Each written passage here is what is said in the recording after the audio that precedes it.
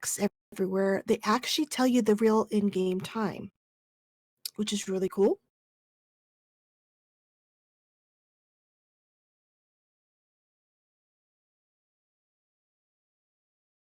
Which is really weird. So we're going by Black Ops numbers. Oh, what was it? Oh, so right now in this chapter, we're supposed to go to the main cafeteria to get some coffee. We have until 9:30 to get our butts in there before the game automatically puts us in there. But it's only 7, so I still have time to around. You can also shave in the game, and the FBI will pay you because they're weird, and York must make bank in this game. He makes so much money.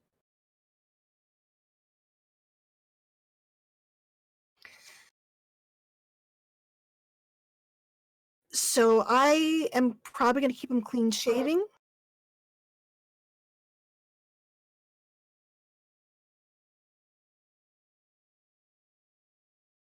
So his beard doesn't actually get that big.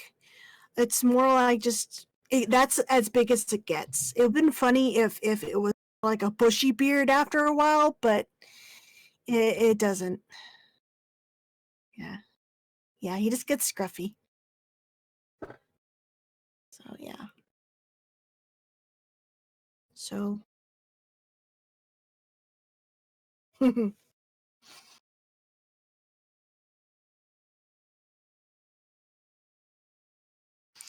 Another fun little thing that Swery had wanted was the ability to also give York like showers and also change his hairstyle the investigation, but again, it was a time issue. They ran out of resources, and so that was something that just didn't make it into the game, which would have been interesting to see York with a bunch of different hairstyles.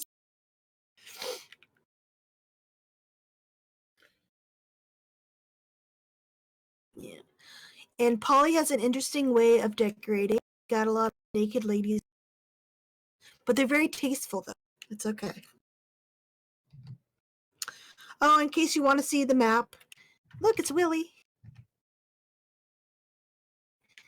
I'd be curious to know what a game by this dude that would be like with like a Hideo Kojima budget. I mean, that'd be an insane. That'd be Death Stranding, but weirder.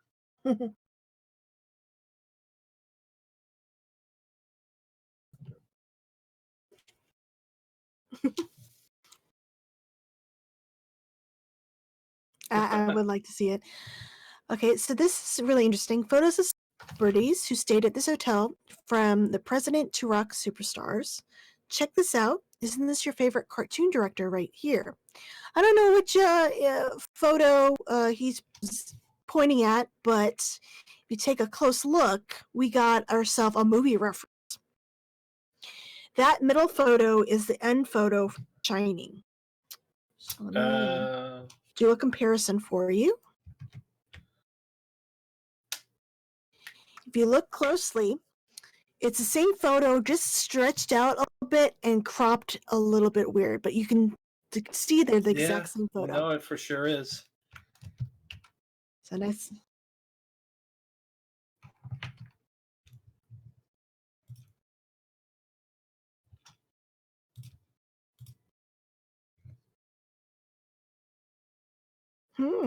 Don't know. Even presidents.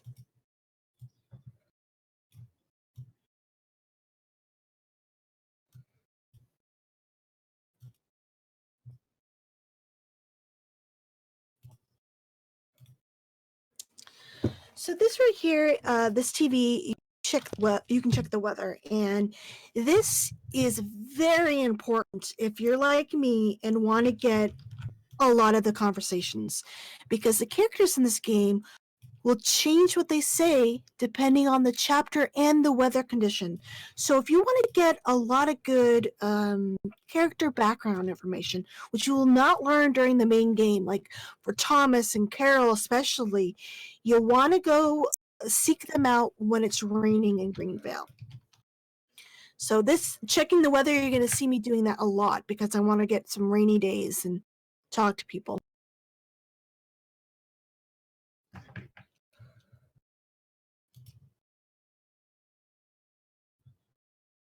Mm-hmm. Yep.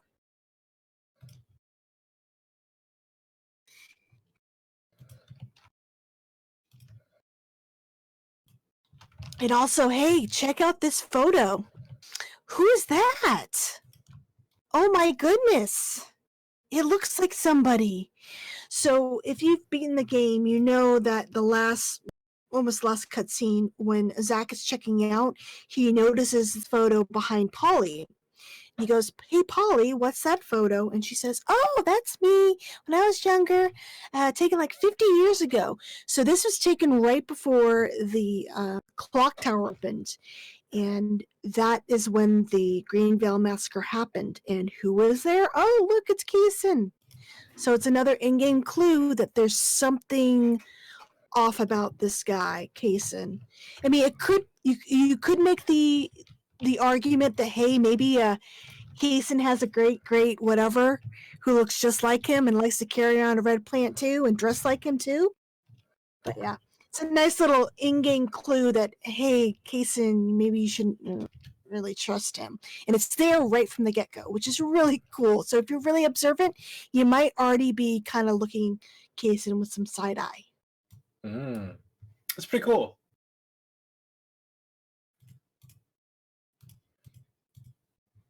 Also, don't read the trading cards. Don't read the trading cards unless you want to be spoiled on who dies.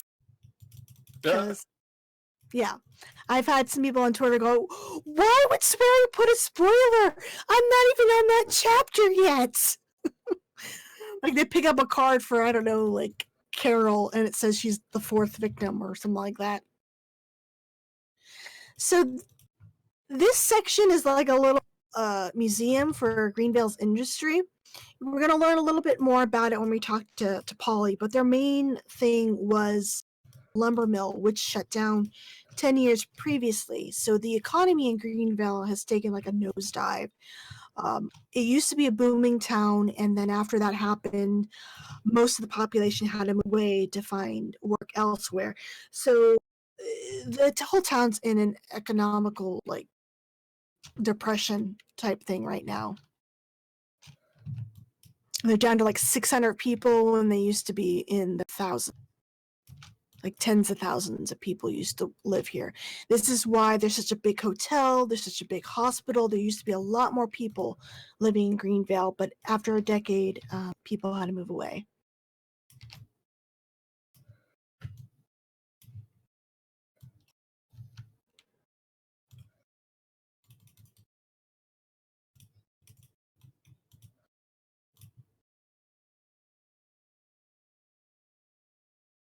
Mm-hmm. I like this because, yeah, like George. Mm-hmm. Like George.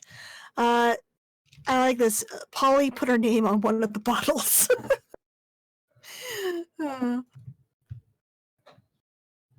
Yeah, I mean, if you go into her bedroom, she has a couple glasses of wine just on her. No, on our coffee table, just in the middle of the room. It's really weird. So what's kind of interesting about the hotel is you can pretty much sleep in any of the open rooms if you really want to. Kaysen stays in this one, so you can peep in on him, but you can't go into that room, and you can go into this bathroom. But I would be careful because if Kaysen's here, sometimes you get trapped in here because you can't get by Kaysen and Willie, who are just standing in the door. And there's a little bit more about. Oh, wait, Whitney. On some of these hallways, you have some newspaper articles and whatnot that tell you a little bit more about the history of the lumber mill, all that sort of good stuff. So if you really are into the nitty-gritty details of Greenvale, just kind of explore the hotel, which is kind of neat. I don't think a lot of people actually explore this hotel much. They usually just sort of leave, from what I've seen in yeah, most playthroughs. But I'm gonna get like all the items. So I mean, you could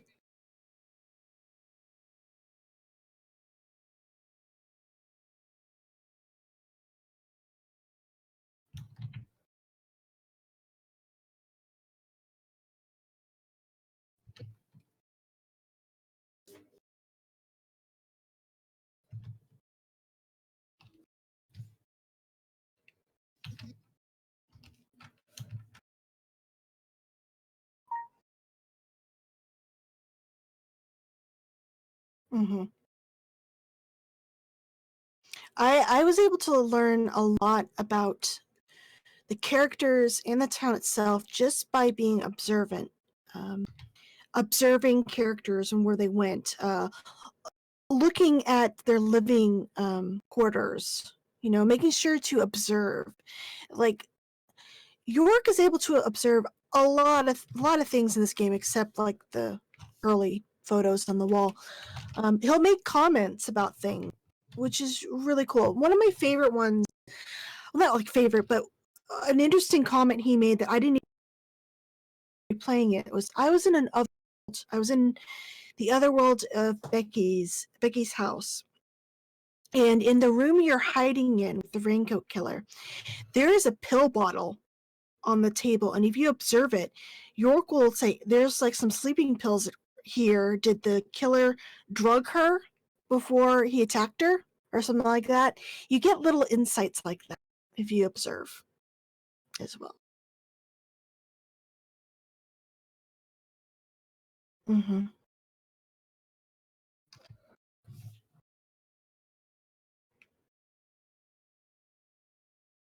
And we're talking about Twin Peaks as an influence. How often do people talk about Silent Hill as an influence with the other world and stuff like Oh that? yeah, they have. That usually people go, "Oh, was this influenced by Silent Hill?" Yeah, with the Hmm. whole other world. I mean, I don't think Sweary's mentioned Silent Hill, but just having the other worlds kind of it's sort of Silent Hill. People assume for the most part. Hmm. And in here we have like Polly's little conservatory. She has a plant from Kaysen as well, right here, which she mentions when you meet Kaysen that she got one as well. He likes to give a sapling out to everyone he so-called trusts.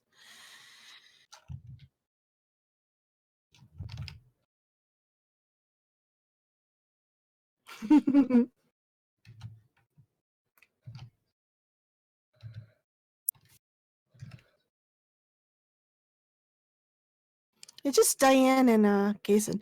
I just I think she likes to troll York. Yeah.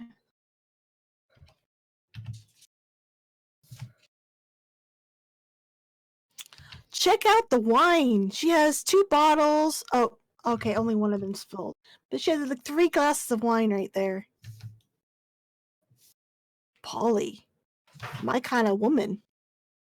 We have the same drinking habits. This is double fisted here. Hmm.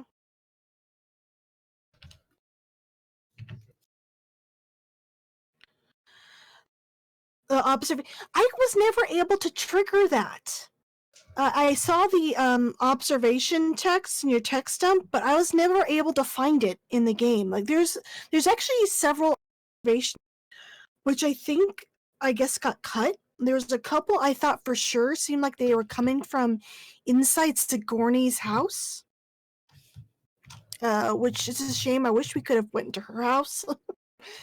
Same with Usha and Fiona. I wish we could have seen their living spaces.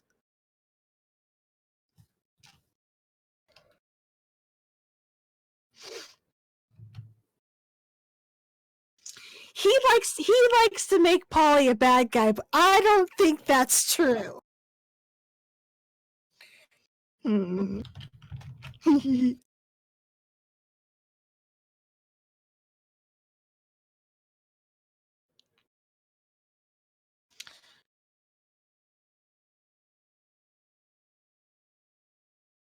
Oh, and here we go.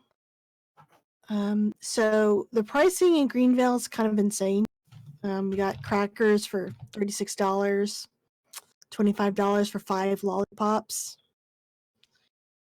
Cigarettes cost over $100 for a single pack of 5.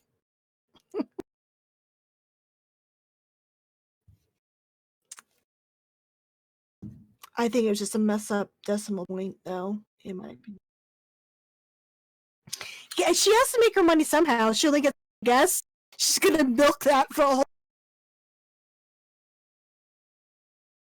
I mean, it's always that like video gamey thing where it's like in Dead Rising 2, a pack of potato chips costs like $200 coming out of the vending machine. So it's either video gamey stuff, a misplaced decimal point, or a, uh, a m- or a message about capitalism. Yeah.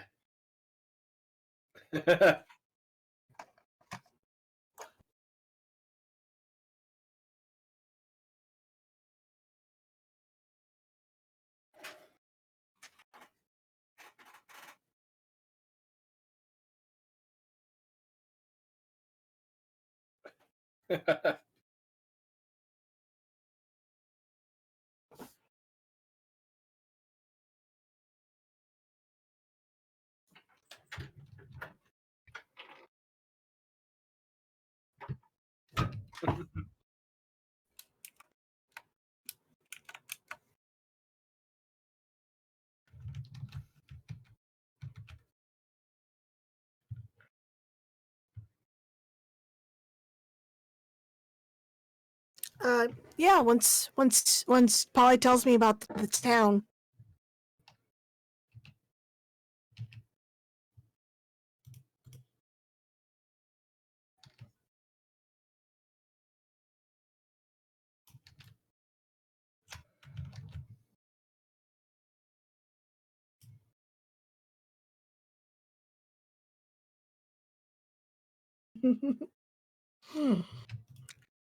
I like how she turns everything York says to her in sexual comma. Come on.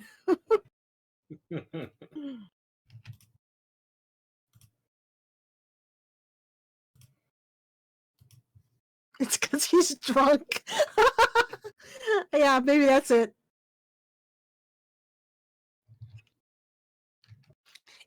And she puts her name on it too.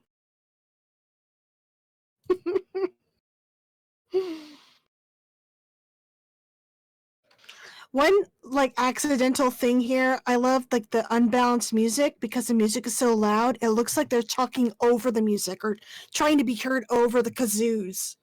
Yeah.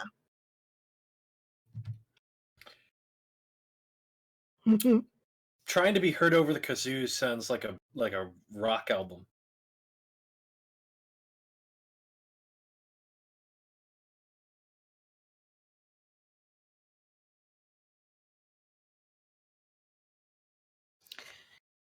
He's really close to the Ingrams. But Jim doesn't like him. Mm-hmm. Jim notices the purple fog, unlike everyone else.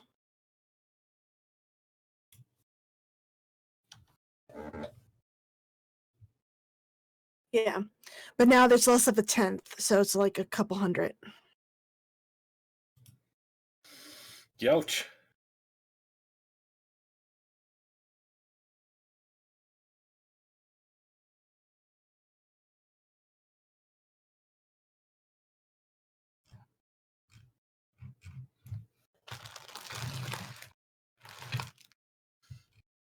Well, it's like Raccoon City supposedly has 100,000 people, and it's seriously only like 100 square blocks.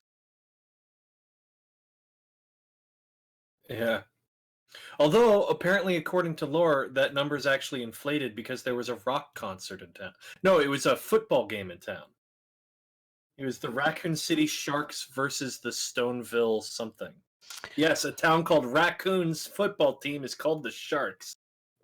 The charity, I'm trying to raise $5,000 for UCS Benioff Children's Hospitals through Extra Life.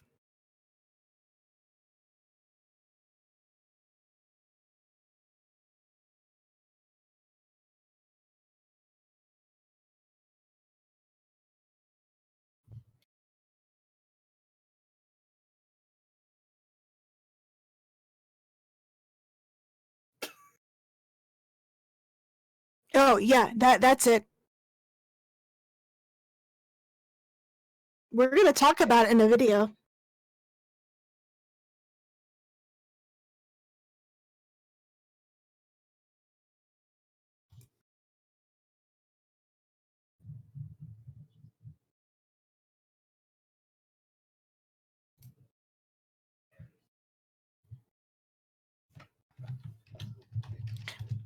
But Willie's still with them.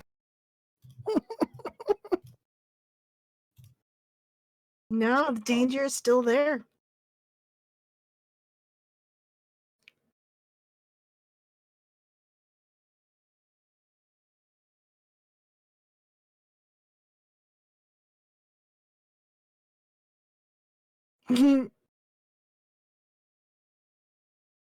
No, we got to talk to Polly at certain times, so we're not going to New York.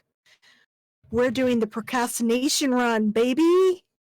Where I'm gonna put off the main mission for days.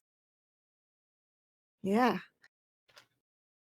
Well, so I'm hoping that the sequel, since there's gonna be stuff in 2005, that we might get some more background information on Willie. Like, even if Willie and Kason aren't like the main antagonists, that we'll still get like rumblings about the shit they're doing still. I would love more backstory. Is there anything in particular you're expecting or hoping for other than that from Deadly Premonition 2? No, just I want it in writing that Willie is a bad guy, more than just fake hints. Yeah. I mean, for now, all you have is one trailer.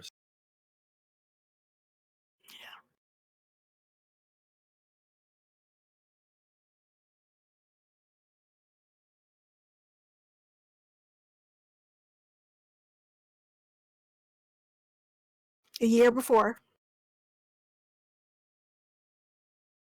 2019. So we get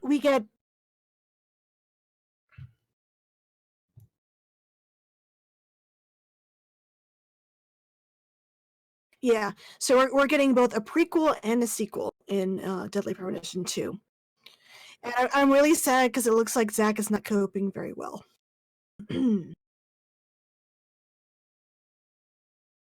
It also looks like, unless it's literally just an Easter egg, there's D4 connections too. Mm-hmm.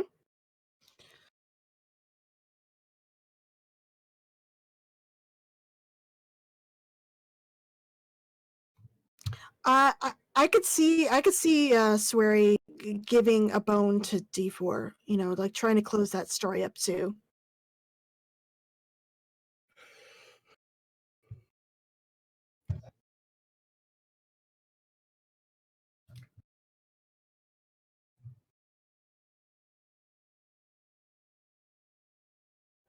That's. Oh, thank you. It always seems like a real gamble to try and end your story in a cliffhanger or start your story as like, this is chapter 1. It's like, yeah, but if there's no chapter 2, then you're right, fucked.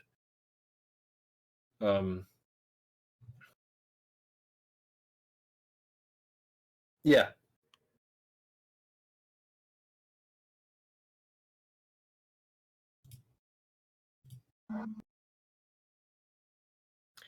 Well, D4 was meant to be an episodic game, right? That it Yeah. yeah, and we only ever got the one. Oh, thank you.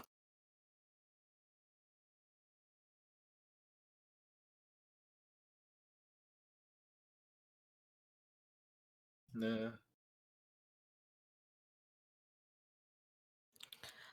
Yeah, I'll give. I actually haven't played D4 because I was waiting for all the chapters to come out, and I'm kind of glad that I did. I didn't play it. Yeah. Well, now you can go enjoy it and buy yourself a Kinect. It's one of the 3 things a Kinect does now. Well, I already have a Kinect. Oh. Well, wait, but it was for the Xbox One. I don't have an Xbox One. Oh no. So never mind. I can buy it for PC.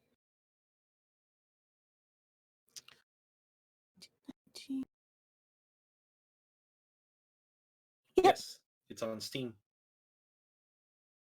2030. Oops. That was something I was going to say. Is I give Evil Within credit for that. With I'm doing a playthrough of Evil Within 2 right now, just for funsies, and I'll give that game credit for considering it apparently didn't sell all that great. There probably won't be an Evil Within 3. But Evil Within 2 goes out of its way to wrap up as much as it possibly can in that game. There's still plenty of things that if Evil Within 3 did end up happening, that they could still do. Like there's stuff with Ruvik and Leslie from the first game, and there's the without spoiling it because I don't think anybody read it. The comic book makes like drops a really serious hint about what the plot of Evil Within 3 probably would have been about. Yeah. But if that's not happening, especially since Shinji Mikami has moved on to Ghostwire, at least Evil Within 2 has an ending, which is more than I think some franchises are able to say. I played Evil Within 1 and all the DLC, and I bought Evil Within 2, so I plan to stream that next year. I look forward to it. I think you'll really dig that game. I think Evil Within 2 is an objectively better game than the first one. Like it's better made. That's what I hear. I think so. The only thing I regret about it is I really miss the first game's aesthetic.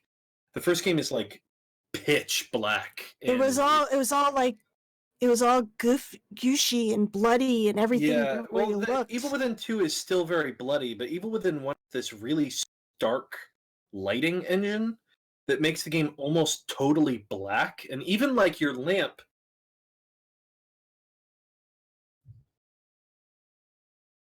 Yeah, like you have your lamp, but it's like an area of effect around you rather than a flashlight. Evil Within 2 just gives you a flashlight which lights the whole damn room up. And I don't know, I kind of miss how black the first game was. But yeah, it's just a difference in styles, which is fine.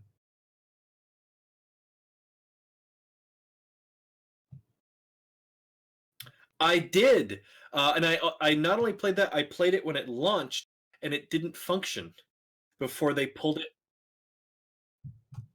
Yeah, so for any of you that don't know, Crying Is Not Enough is a weird Alan Wake Evil Within Resident Evil 4 ripoff thing on Steam. You might have seen shit tons of ads for it on Facebook and stuff like that. I kept seeing ads for it in like, top 10 horror games to look forward to in 2018 or whenever it came out. And it released in like a literally unplayable state. Like the camera was super fucky. You couldn't quite aim the gun right. Enemies would fall through the map, and I got to a point where it just literally wouldn't let me proceed. And they yanked it from Steam for about 8 months, and they just brought it back in like August, I think. And now it's just a bad game instead of being a non-functional game. It's a playable bad game. Oh, thank you, Steadliest Shark. I'm glad my website was helpful. You thought it was cool. Oh, yeah. Let me plug that link again. Give me a second. Boom. Oh wait, no, gotta push the button. There we go. So I have a new YouTube channel with Daniel, which you've been hearing him talk about Deadly Premonition. We've just started, but we have a couple of good videos up there. We got a full plot summary. It's like an hour and a half long. We started doing the Easter egg stuff. We're gonna have the video we're working on next is going to be on all the little clues that hint to the ending of the game and the bad guys. And then we're going to also do one about Kaysen, just himself, and maybe what his motivations were as well. Yeah, we have a lot of good things in the works. So if you haven't already, you should totally subscribe. Crying is not enough. Oh, it's also super duper Silent Hill 2 influence too. You're looking for your dead wife and all that. So yeah, go and check. I think it's only like $10. If it isn't Centralia bad, I'll give it that. That's another. If you haven't heard of that one, another Silent Hill ripoff on Steam. that is, I think, a grand total of 3 asset flips stretched out into about 1,000-hour-long game. CJ from Reliant Horror gave it a play and got lost in its woods section for 90% of his playtime and then gave up. Oh. So, yeah, check that out on the Reliant Horror. But with that, yes. I appreciate that the text actually says what it says. A lot of time, especially when it's that low res, it just won't say anything. It'll just be squiggles. Look at all those buttons, and you use like 2 of them. But with that said, I should probably head out. So okay, bye, yeah, Mark. this Thank was you. a lot of fun. Good luck. Pop back in. Yeah, I'll just appear. And scare me again. Yes.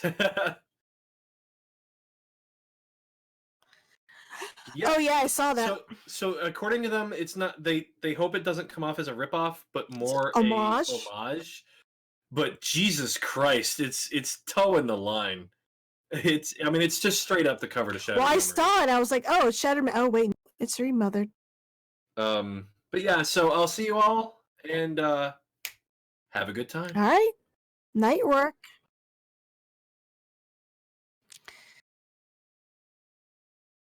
It was an interesting game. I'm looking forward to the sequel. I streamed it a couple months back, and it was interesting.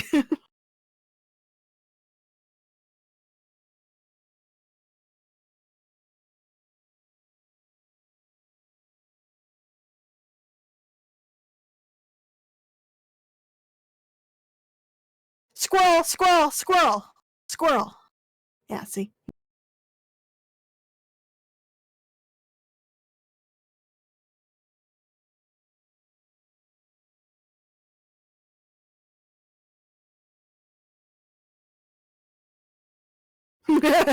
Okay, speaking of Jodie Foster, Swery actually wanted the protagonist to be female. So I was going to talk about this a little bit later, but I guess let's do it right now. So let me see, where did I put this? Was it in chapter 3? I think it was chapter 3. I have some articles and stuff. So Swery wanted to have a female protagonist, and he was envisioning Jodie Foster. Probably sounds a little amped. While his producer, Tamio, was thinking more like a Natalie Portman. Well, the reason why, I think it's chapter 9. The reason why it didn't happen was because the subsidiary of Rising Star Games, Marvelous Entertainment is the company in Japan, but their English counterpart is Rising Star Games in the West. And Tamio brought this up, and they said, no, don't do that. It won't sell. And they, oh no, that's Sinner Sandwich. Oops. I'm sorry, I'm in the wrong chapter. I have all these layers of stuff. Give me a second. Okay, here we go. So they told him, no, don't do that. And he's like, well, what about like Tomb Raider? That sells well. But they're saying that no, people in the West do not want a female protagonist. So they were like, well, okay, then. So Swery wanted Jodie Foster, and Tamio wanted it to look like Natalie Portman, which I think is funny. So he brought it up. So he said, at the time, I was working for Marvelous Entertainment, and its subsidiary was Rising Star Games. So I was also working with Rising Star Games as well, which is the publisher for this game in the West, for Europe, and now for the director's cut here. So when I mentioned this idea to my new friends at Rising Star Games, everyone objected. No, you should have a man, not a woman. Okay, but Tomb Raider is very successful. How is that? No. Anything else? No. So they just convinced him to tell Swery, still sorry not to have a female protagonist. And I'm just wondering how different this game would have been if York was female. Would he still have had would she still have had a romance with Emily? Would George maybe have been attracted to the female York, or what? Would he have been less threatened by her? It's just so many things. Yeah. Oh my god! I just saw my thing. Thank you, Disco. $100. Thank you so much. You are in the running for a set of my fan made training cards. Yeah. So I'm really bummed that they were just told right off the bat no because they thought that. It's like that's such bullshit.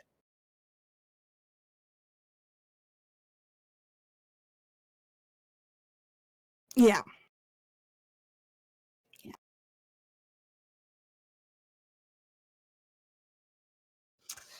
Yeah. I mean I do love York. I hope that even if he she'd still have a similar personality. Be a nerdy movie loving dork. Okay, let me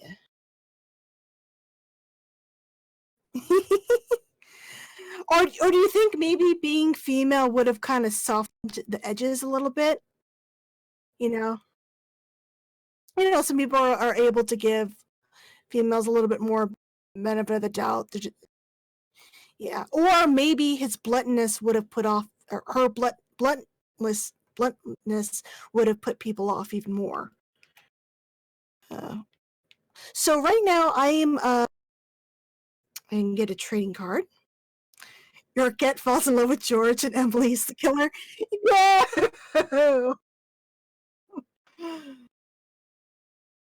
uh, oh, and would Emily would have been obsessed with Thomas or with George?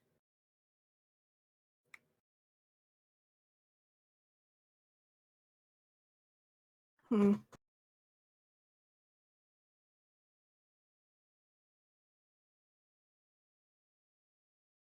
So slow.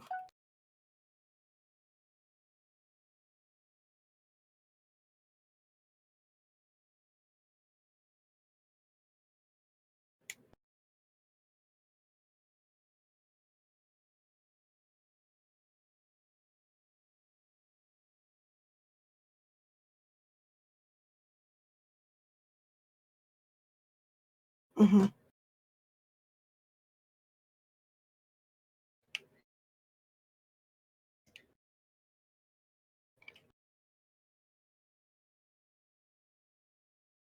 I'm just happy he's finally getting to do a female protagonist with The Good Life.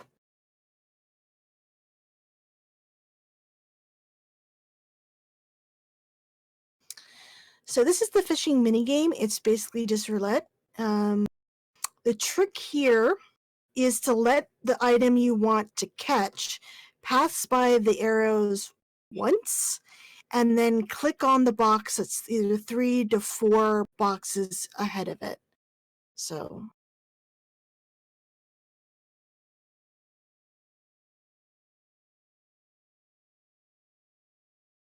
I want to hit probably the bullets. Ah, dang it.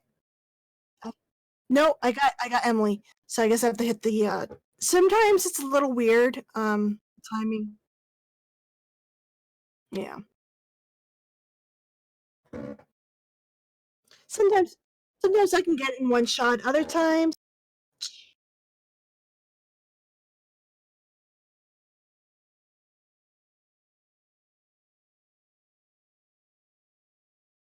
so I gotta let it pass by and we're gonna hit. Yes, got it. Woo! It's Polly.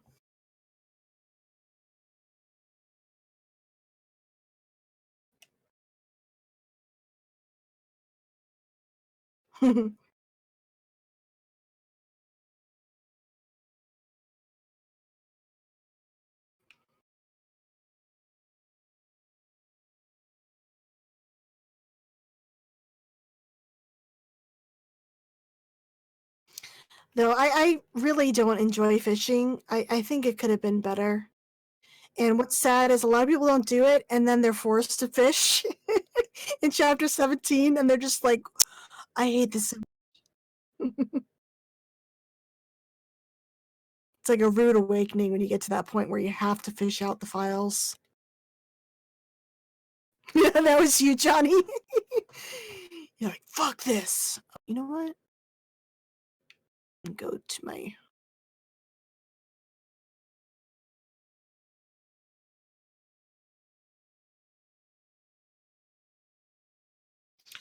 Oh, Disco, you like the fishing? I really like the dark. That's my favorite. I like the dark game.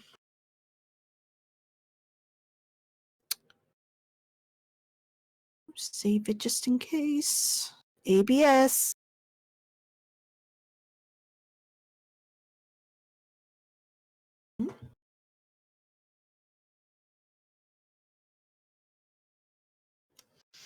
Okay. See what I want to wake up. Those are just reminders.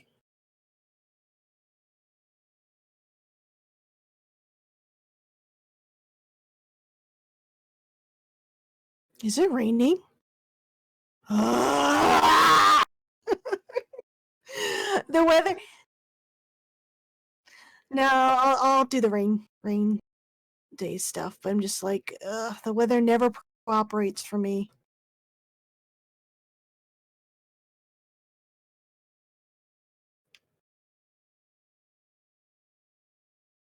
I know.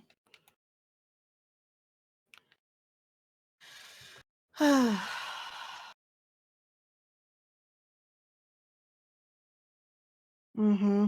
All it does is fill up your life meter. Yeah. Oh, I need to change my suit. Yeah, it's very, very dirty.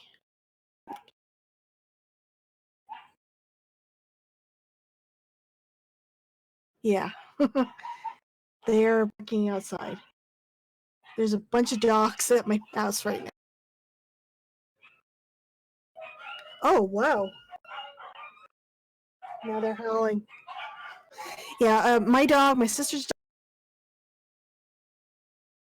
So there's lots of dogs.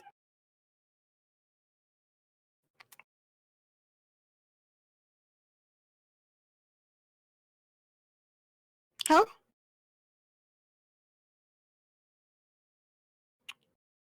Rain early in the morning and evening. Okay, so if it's just the morning, I will go ahead. Well, I can still do the hospital, and I can still... Yeah, I mean, I'm just going to be collecting stuff, so I guess it's a big deal. So we'll go ahead and just start.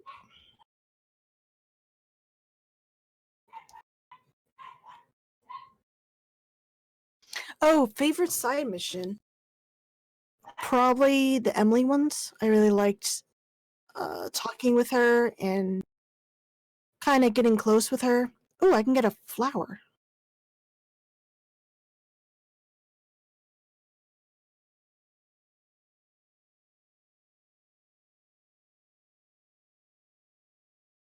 Mhm.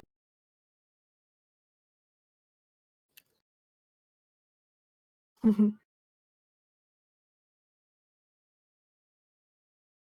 Oh, yeah. Like the last one with the little girl being drowned.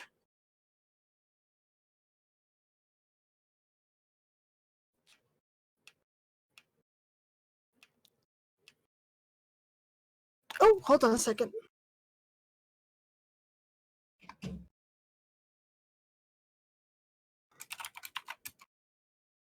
So I just had a call. Hold on a second. I gotta tell him to go to the...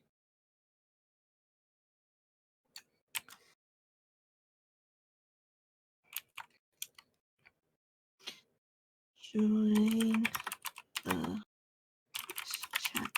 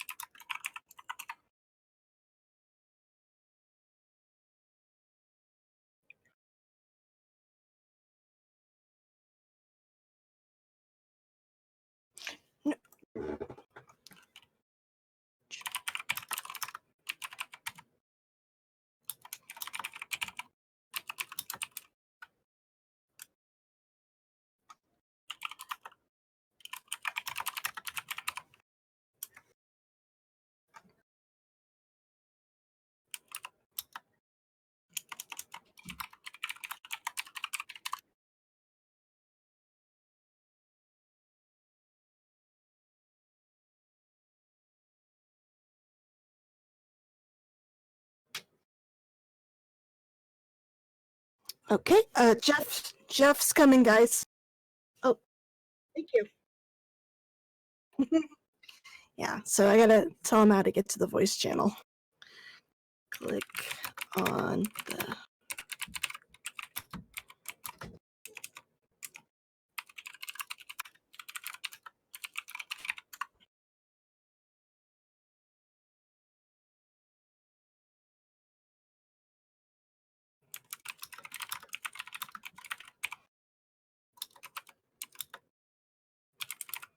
Okay, hi Jeff, can you hear us? Can you hear me? Yes. Can you hear me? Yes, I can. Yay! So let me put that Jeff is on.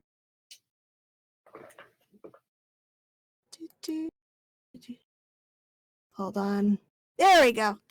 Hi, Jeff. Thank you so much for joining my stream, everybody. This is Jeff Kramer. He voices Special Agent Francis York Morgan. He Hi, does everybody. a wonderful job. Yes. Oh, Hi, Jeff. oh, that's Hi. that's my sister. Oh, hi. I'm so glad you can make it. Sure. Have you stayed up all night yet? No, I started 2 hours ago. Oh, okay. So and then I'll be punchy in about 10-15 hours. But I'm pretty well here. I just got started. I'm in chapter 2. Yeah. Oh, shit. Let me pause. So, it's been almost a decade since you've voiced this character. You have any fond memories of working with Swery or the team? Oh, yeah. Well, they were great. The interesting thing was when I did the first volume of Deadly Premonition, he spoke pretty much no English at all. Mhm. And so everything he said had to be translated. And by the time we started this project last year, he was pretty fluent in English. So he was there that's in great. the studio with me and was able to pretty much tell me everything he wanted. What I find really interesting is you've only done a few voice acting gigs. I think the other famous one I know is Seaman. Mhm. What got you kind of started in doing voice acting from the get-go? Well, I've been doing voice acting for probably 20 years or so. A lot of educational games, and I'm, a voice or two or three in probably 100 other games, Mm-hmm. where I'm not the main character, but playing 3 or 4 other characters.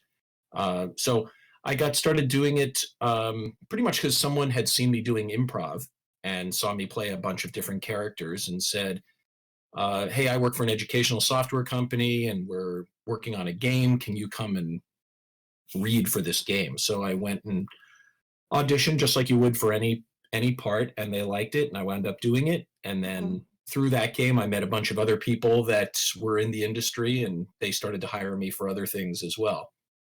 That's so cool. Now you have started an improv company here in San Jose. Now, did they just reach out to you again to do York? Were you happy to return for the sequel, or? Oh yeah, I had almost forgotten about the game, and then I had become Facebook friends with Swery a few years ago, and so he contacted me through Facebook and said they might be doing a sequel. That was about 2 years ago, and then I didn't hear back from them for a while, and then all of a sudden last year they said, all right, it's written, it's done, so can you come in and do it? So the first Deadly Premonition we recorded in Palo Alto. Yeah. This one I had to go down to LA to record because they were in a studio down there. Yeah, I read in the post-mortem, they said that the voice acting was done only like 2 weeks, and you had a ton of lines to read. Yeah. That was really intense. Were you by yourself in the booth, just doing all your lines, or did you actually play off of some of the other characters? No, it was just me both times. It's rare when you're doing a game where you actually are in the booth with anybody else. Every once in a while, they'll bring in another character to work with you, but for the most part, you're there yourself. So for some of the lines, they would play me what some of the characters said if it was a cue for me. And so I'd hear it, but it had been recorded at another time. So then I'd hear it and then just go off of that. But for the most part, you don't see the other person, and a lot of times you don't even hear the other person. You just have to do it as if you are in a conversation with somebody. Okay. Did you have any idea like of the what York looked like, or even the entire story, or were you just given the script and no background for who you're No, they playing? gave me, well, I never saw the entire script Mm. either time. You're just giving your lines. Mm. And so, which is enough with York. There were a lot of lines. Yeah. And so the first time it was on paper, by the time we did the second one, everything in the studio was digitized. So I was just reading off of a monitor, and I'd see the lines on a monitor and just read it from there. What I really liked about your performance with York is you do end up playing two different people. You play York and Zach. And what I found really cool is when you're actually playing Zach in the last chapter, you actually have different, you sound different than York. He sounds a lot softer, a little bit more childlike. I was wondering if you were given any sort of direction to go that route, or was it something you just came up on your own? Well, it was both. That's what I love about doing voice acting, is that you're in the studio with sometimes with just the director. In this case, I was very lucky to have a really great director in LA, but Swery was in the booth as well, or not in the booth, but he was on the other side of the glass. So he would talk for a little bit, and the director knew how to work with me to try and change my voice a little bit. He'd say, let's do this character, and he's a little younger, a little softer. And so I would try it a couple of different ways until Swery would hear something that sounded like the voice that he had in his head too. I heard he used like music as a way to kind of direct this kind of sound he wanted. Did he do that with York as well? A little bit. I was fortunate that I had some pictures to go on as well. That's, one of the things that was interesting was he could tell me, I knew the story of what happened, but I didn't really know what was going on until we got further into the story, because we were just under a time deadline. So, for instance, last year when I was doing the recording for this, we were in the studio, at least 6 hours a day. Oh, wow. And so, because there were so many lines they needed to record, and then when I was done, they were bringing in the next person, so I was there, like a Monday through Thursday, and then Friday, another person came in to do their part. So we're just recording and recording and recording. But, every once in a while I would say, well, what's happening here in the story? And at one point I asked Swery, is this what's happening here? Or where is this leading to? And so it was fun working with him. He waited until I was about halfway through before he told me where it was going and what the ending was going to be, and showed me some pictures. And so that helped when we got to the ending. I knew what was going on at that point. So have you actually seen the entire game, or do you just know what happens? No, I actually have not seen Deadly Premonition 2 yet. I mean, I know what happened. I'm sorry. Deadly Premonition 1. Yes. So yeah, that was the first one I saw. And then what was interesting was, after I recorded it, it usually takes anywhere from 6 months to a year between the time you finish recording and the time the game comes out. So the first one, I didn't even know it had come out yet. Someone just told me, or I saw it online. It was interesting because that game apparently has set a record for the widest distribution of reviews as far as how people saw it. Somebody told me that there's you either love it or you hate it. Yeah. And apparently that was the first game that ever ran the gamut between, a great review and a horrible review within the major gaming reviewers. That's what put it on the map. Really interesting. We have to thank Jim Sterling for giving it a 10 to offset the IGN too. Yeah. Did you?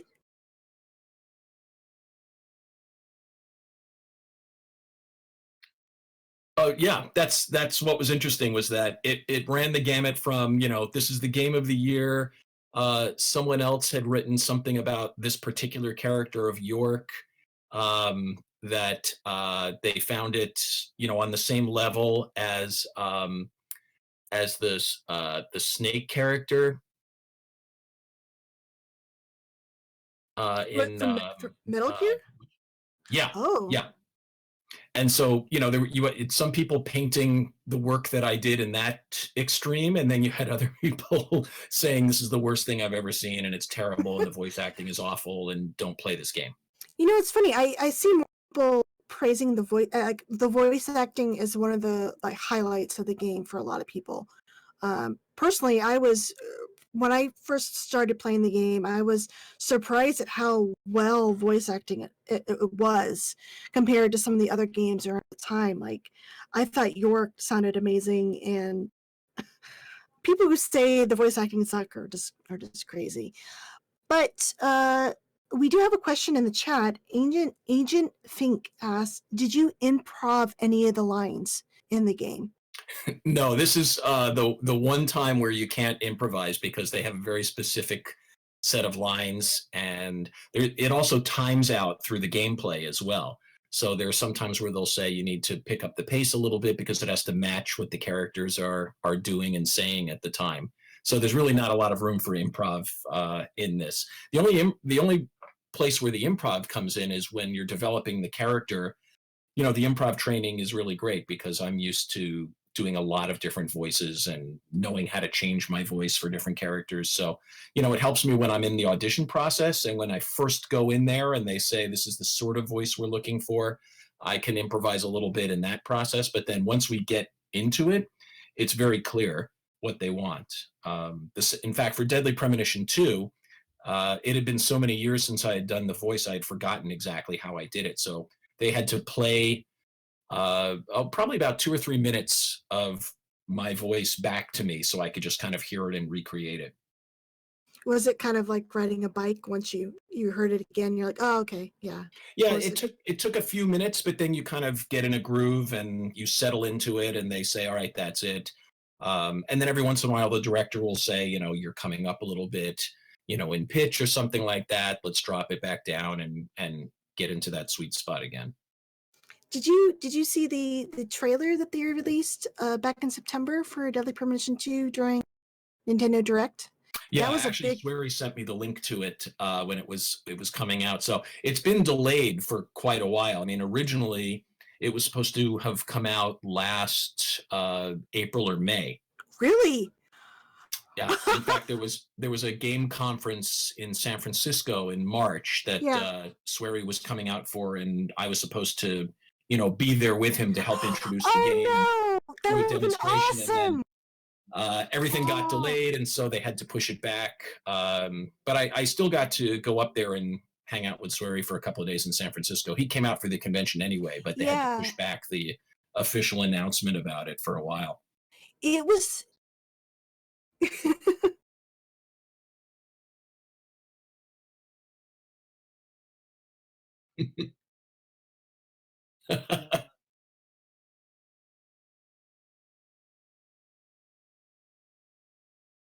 Mm-hmm. Yeah. Yep. Exactly. Actually, it was kind of fun. I mean, if you've ever had, just a secret that you wanted to share with people, but there's some sort of fun in being in on it, that you're one of very, very few people that know what's happening and what's going on. So it was actually kind of fun to not tell people about it, but just know it was going to happen. It was such a surprise. Like, I knew that there's probably something that was going to be announced at Nintendo Direct because someone had tweeted at Jim Sterling that's something you'd want. I'm like, okay, they're going to release the game on Switch. When that trailer dropped, I was at work. I couldn't scream or anything, but I was like, oh my god, a sequel to the... I didn't think it would be possible. I gave up hope of there ever being a sequel to this game. And I had everyone like blowing up my phone, going, Winnie, turn on Nintendo Direct! Deadly Premonition 2! So, a few years ago, they released a board game, Deadly Premonition board game. You did the trailer for that too. Yeah, I was very so excited. they called me for that, and that was, and that's kind of fun too, because that was being done in Australia, and so it was, doing some recording actually just here, just a very short recording here, and then just sending it on to them. Yeah. Oh, I'm sorry. We have another question. Johnny was wondering, you kind of spoke about getting back into York's character. You found it pretty easy to get back into that voice again, right? It just took like a couple minutes and a retry. Yeah, they played it voice, back yeah. for me in the booth. I had headphones on, and they said, here you are from Deadly Premonition 1, and played a bunch of lines for me. And then they said, all right, listen to the line and then say it back again. And so it took a few tries to get back into it, but that's how we did it. I'd hear it in the headphones, and then they'd say, all right, now just repeat it back. Now, out of all your voice work, who's your favorite character to play? Well, this is one of the favorites. Seaman was great too. Seaman was so strange. Yeah, it was really, really strange recording it. And, that actually took longer than this game. Seaman took a month to record. Really? There were, I want to say, over 10,000 lines of dialogue. Oh, wow. That had to be recorded. I had no idea. I mean, I didn't have a Dreamcast. I didn't play Seaman, but I didn't realize there was that many lines. Yeah, this game has a ton too, but whoa. Yeah, well, the Seaman didn't really tell as much of a story as this one did. Seaman was just, you had to record so many different things depending on what questions people asked you. Mm-hmm. And so they had something for almost anything anyone would ask you. And so that just took a long, long time. And but it was fun just seeing the reaction that people had. And then I found out years after the game came out that some people were making YouTube videos of just asking weird questions to Seaman and putting it on. So it kind of gave Seaman another bump in popularity, because when the game first came out, there was no YouTube, and so it just gave it another bump for a while, even though the Dreamcast is gone. Yeah. There's a...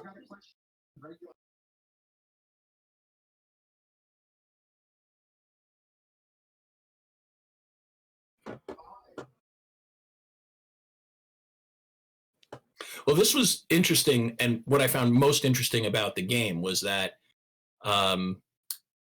it's the time jumps that are in this game. So that's what made it interesting. And I don't know if I should say too much without giving things away. Should I be saying? No, we don't actually know a lot about the game. All we know is that there's a section in 2005, and then there's 2018, and that's pretty much all we know. We know that there's York, and the trailer kind of showed Zach. We assumed Zach. There's that, but then you're going to see a couple of different versions of York on this without giving anything else away. Oh my god, I hope we see punk rock! Please, punk rock York! Oh! Oh my gosh, that's going to be so cool. Well, we don't know for sure yet, but oh man, I'm so excited, because I've always just...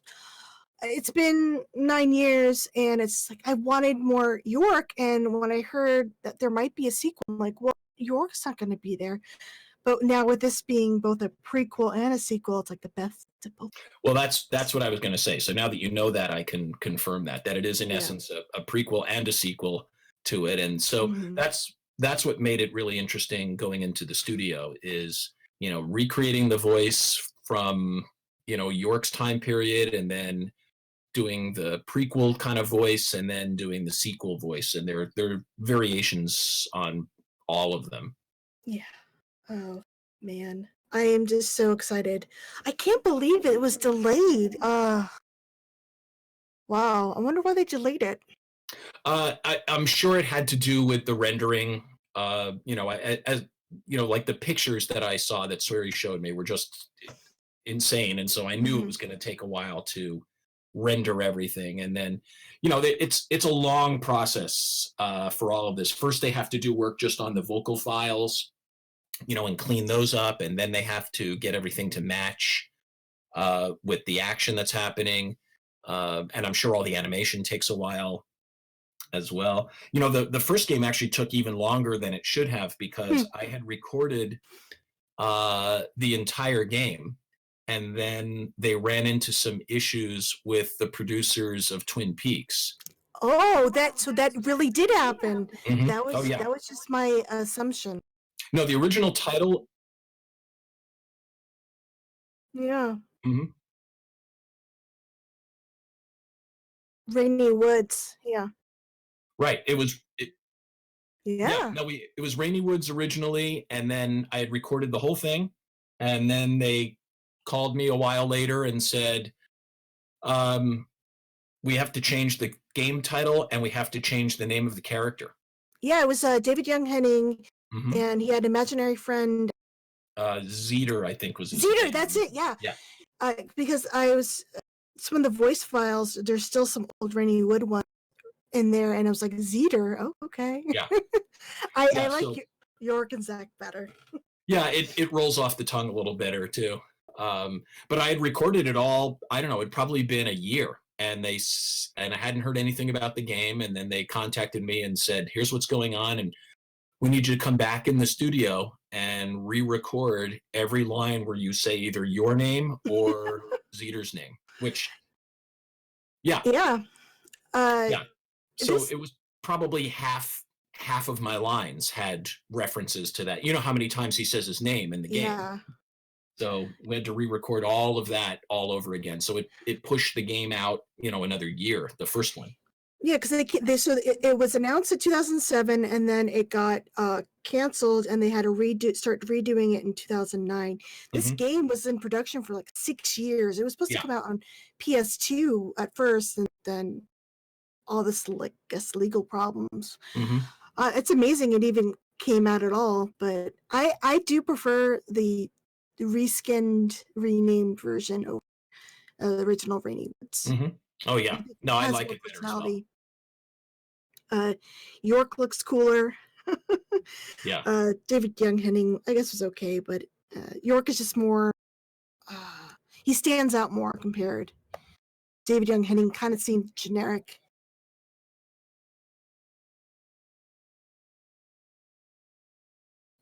Yeah, George is hot in Rainy Woods.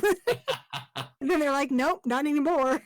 Well, and it's funny that the voice actor is actually a friend of mine who played George, and he's a good-looking guy too. So he's going to be upset that he saw that too. Yeah. Yeah.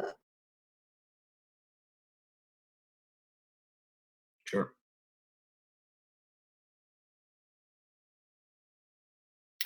A few of the original actors. Now, I don't know how many of them they brought in for the second one, but Casey Robertson was an old friend of mine, and we've done improv together, and he's brilliant. I think he was George in the he's in the George. first game.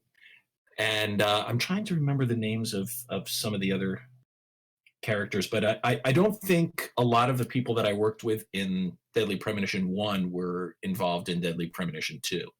Which wouldn't be surprising, because given where it comes from. Oh, Rebecca Wink is Emily. Yeah, and Rebecca's great too. So she actually moved down to LA while we were recording, either just before or just after we recorded Deadly Premonition 1. She actually moved down to LA anyway. And then I think when they went to do Deadly Premonition 2, they just used a lot of LA-based actors because they were recording in LA. And so it was, it would have been very expensive to fly everybody down to LA. They did it for me because they wanted to have the same voice again, but yeah. Oh, Fraud wants to know Christopher Sullivan. I think that's Thomas, right? I think so. Yeah, I didn't know him before we started. So, and with some people, even with Casey, who I knew, I never saw Casey while we were recording.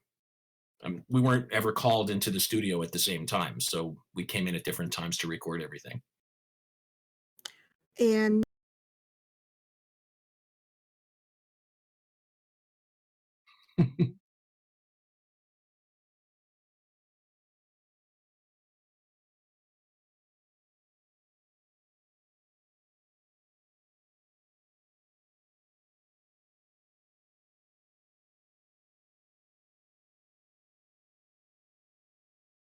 the surface level. I'm pretty sure it didn't affect the story at all. I'm pretty sure it was just, it was too close to references from Twin Peaks, and so they wanted them to just change that part of it. But I don't think they could make them change the story of the game, because the story doesn't really have much to do with any of the storylines from Twin Peaks. It has the No. same kind of eerie sense. It has a setup is similar, but it's completely different. Yeah, so they didn't have to change the storyline at all, but they wanted them to change, character names and references like that. And actually, I was a huge.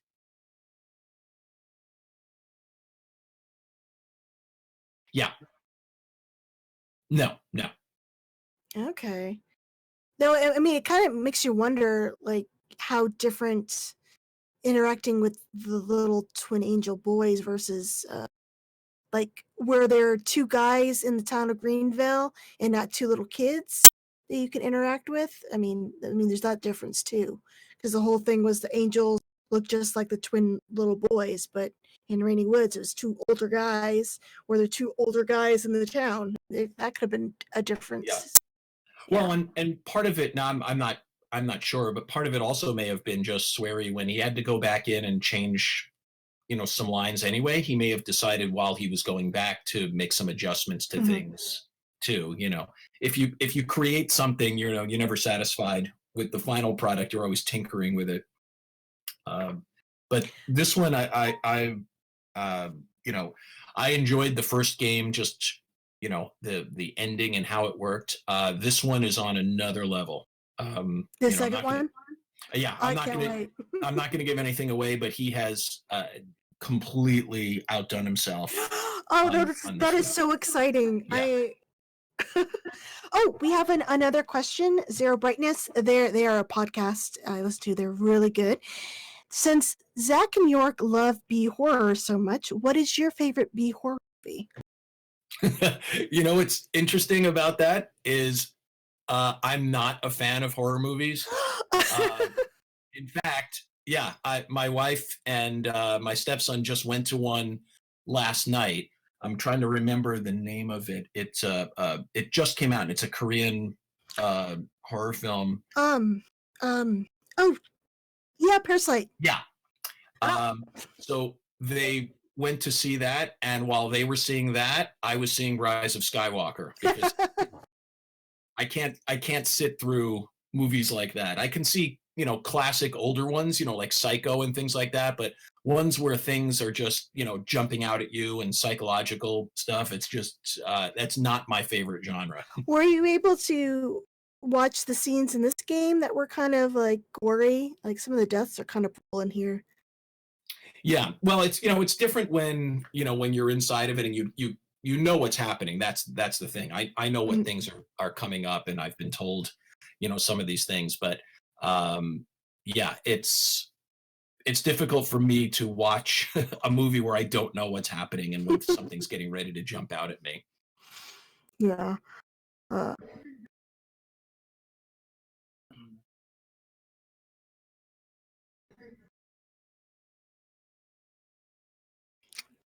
I don't think you can guarantee that, but it sounds like it's pretty great. Yeah, I just, for me, when he was showing me pictures and telling me as we got to the end what happens at the end, it just floored me. God, I can't wait. Yeah. So I yeah, okay. I am so excited for this sequel. Oh man.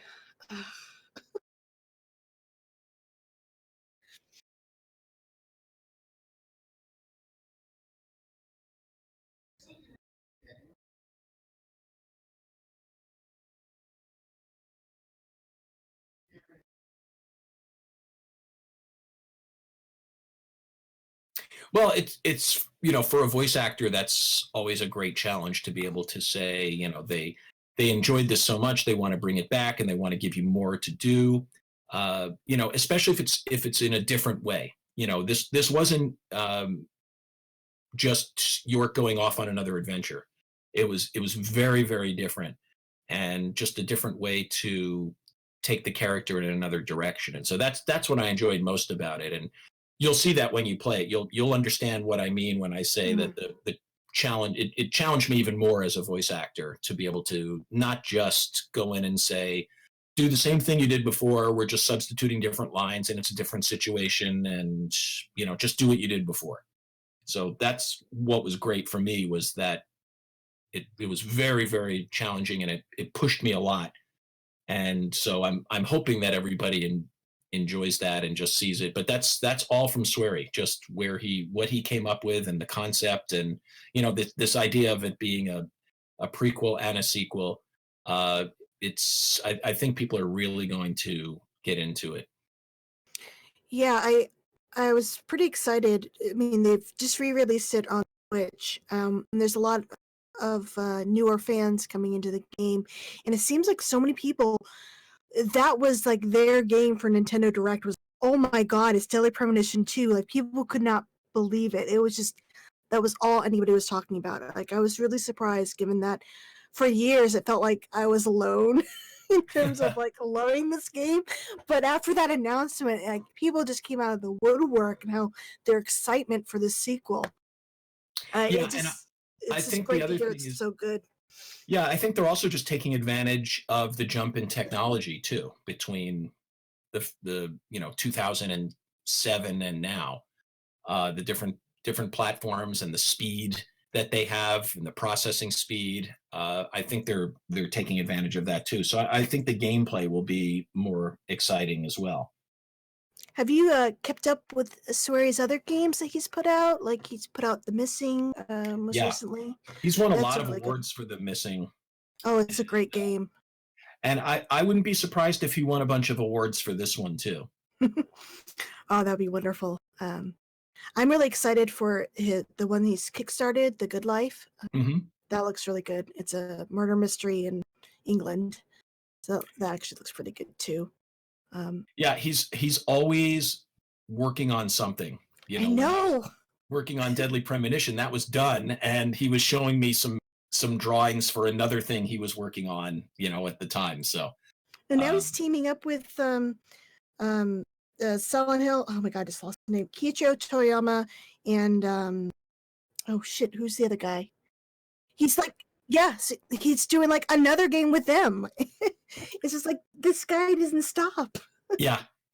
He's just a really interesting guy, and it's fun to hang out with him too. The first time I didn't get a chance to hang out with him too much because he didn't speak English, and I don't speak Japanese, and so a lot of it was just through interpreters. And we went out for lunch a couple of times while we were recording Deadly Premonition 1, but there was a language barrier for both of us, so we really didn't get to know each other that well. This time it was really interesting because we got to hang out for probably about a week, because I had to go down there twice to record.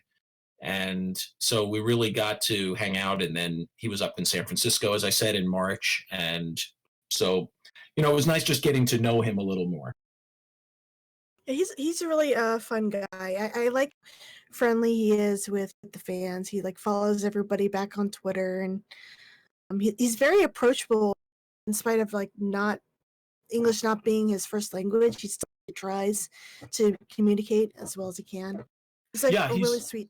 He's very comfortable, and is especially in all the travel that he does. There's no way I would be that comfortable if I was suddenly called to Japan and said, go do a lot of appearances in Japan. I would not be nearly as comfortable as he seems to be when he's around people. Oh, we have another question. Do you have this is from Agent, I think.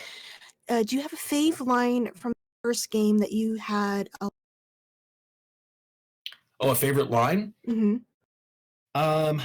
Not that I remember. There were he didn't really have it's not like there was a catchphrase or something like that, apart from him saying his name over and over again. Oh, and FK in the coffee. Yes, exactly. But a lot of that was, from Twin Peaks. And, I was a big Twin Peaks fan when it came out. So that was just kind of fun for me to try and recreate that feeling and those moments. But I can tell you that my favorite moment from Deadly Premonition 1 was the transition of, going from York to Zach and having Zach come out. Mm-hmm. That scene And was very shocking. The first time you see it, you're like, "Wait, what? Zach? I thought Zach was me. What's going on?" well, and you can imagine that's what I was saying when I was reading it too. I mean, before we started running and recording it, they handed it to me and said, "Okay, read this scene." And I, first was reading ahead a little bit and then had to stop and say, "Wait, is this what I think it means?"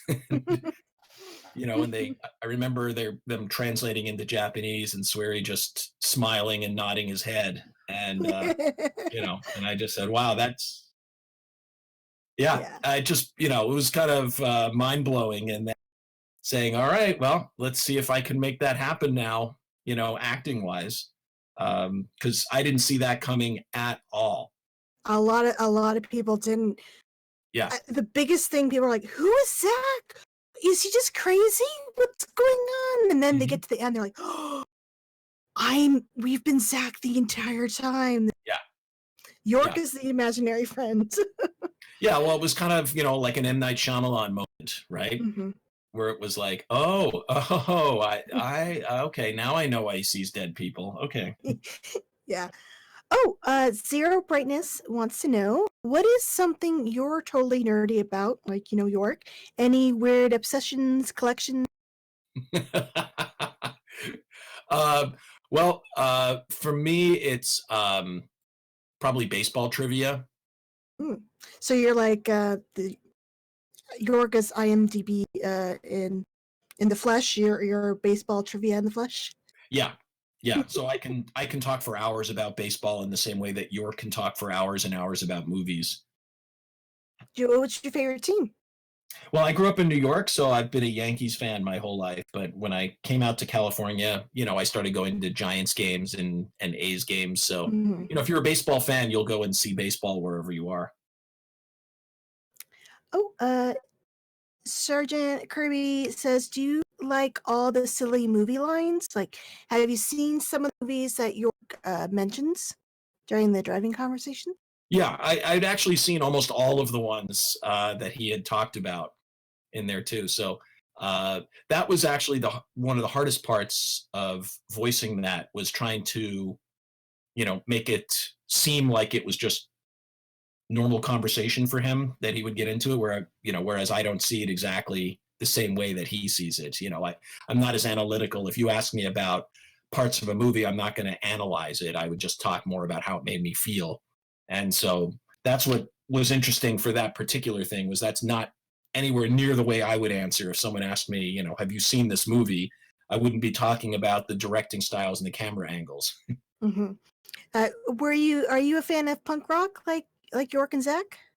Not as much as they are. I like a lot of music, and I have a wide variety of music tastes, but not to that extent that they do. Yeah, I think that's part of the reason why I became such a fan of York's character, is because he talked to us, and during those car conversations, I really felt like I got to know his character just from his passion for the movies or punk rock. It was just something, he was sharing a part of himself. We don't get a lot of that in video games nowadays. It's just sort of here's your backstory of your character, but you're not going to really learn that much more about them. It's very surface level. For the most part, the characters are one-dimensional, and you don't know that much about them. And so that's what was interesting about both of these games, is that you're really starting to discover more of what they're like and how they're influenced and why. And I can tell you, I've probably played 200 other characters where there was no background at all. It was just I will fight you, and then I'd make fighting sounds, and I'd either win or I'd die. And that was it. That's all you know about that character. We have a request from Disco Bright. They want to know if you could do the whistle. Life is beautiful. Oh.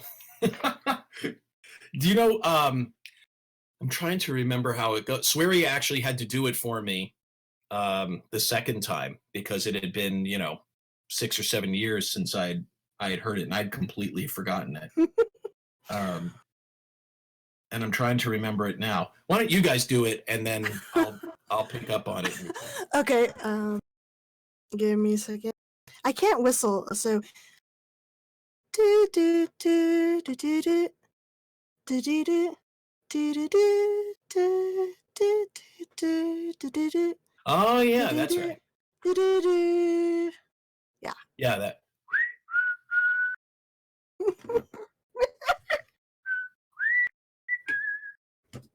You know, when you were first singing it, it sounded a little like Charlie Brown Christmas.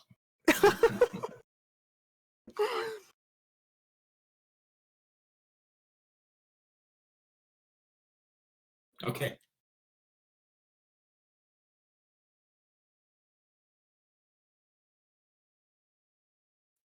I can tell you without any spoilers that he does go on about several other things that he loves about movies and directors and things too. So you'll get more of that in this game for sure. Yay! Agent Fink says you should have your channel where you review movies and games in York's character. York's voice. That would be really cool.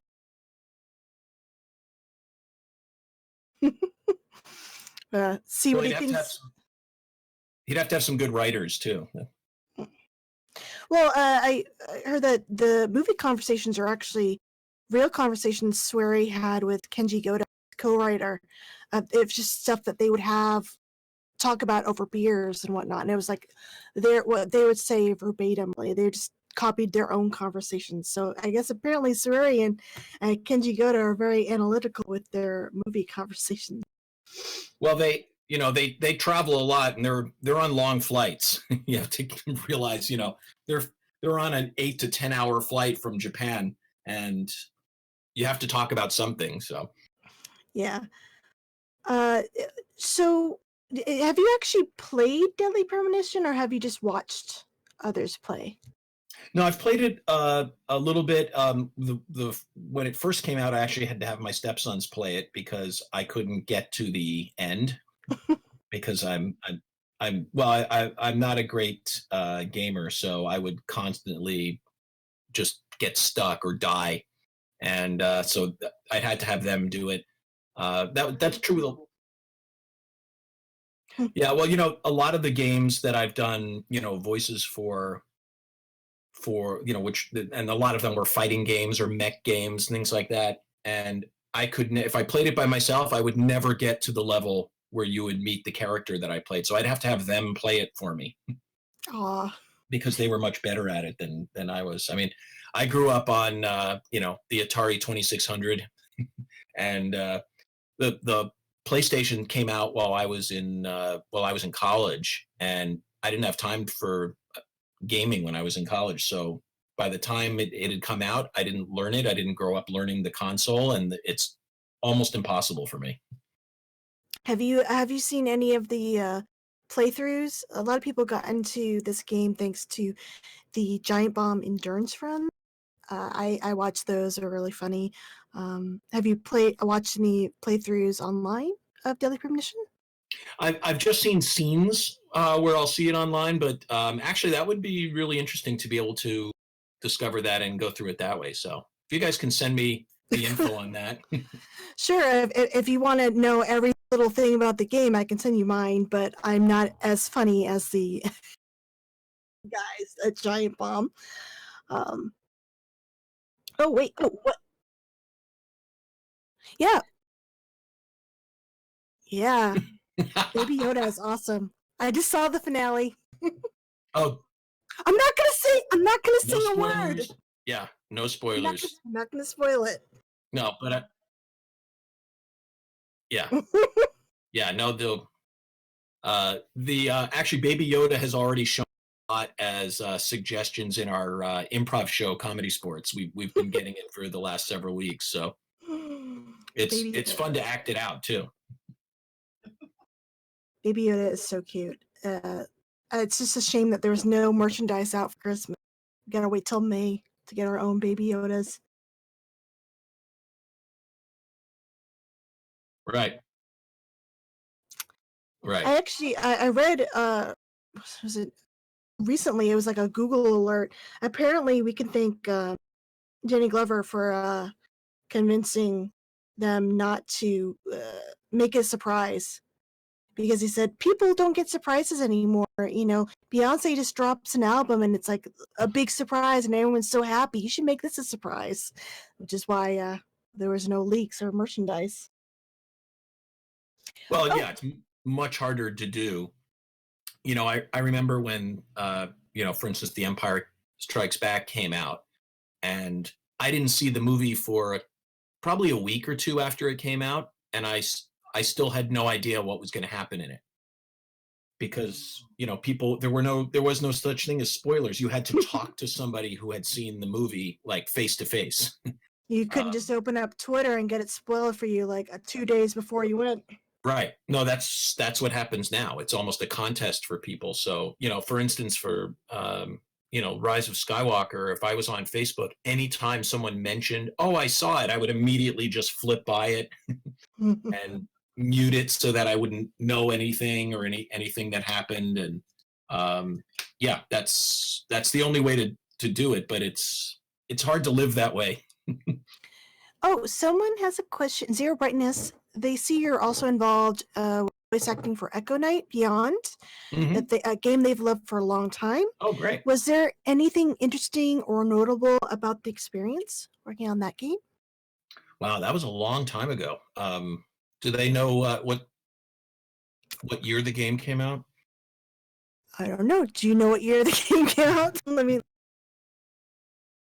Oh, it had to have been a while ago.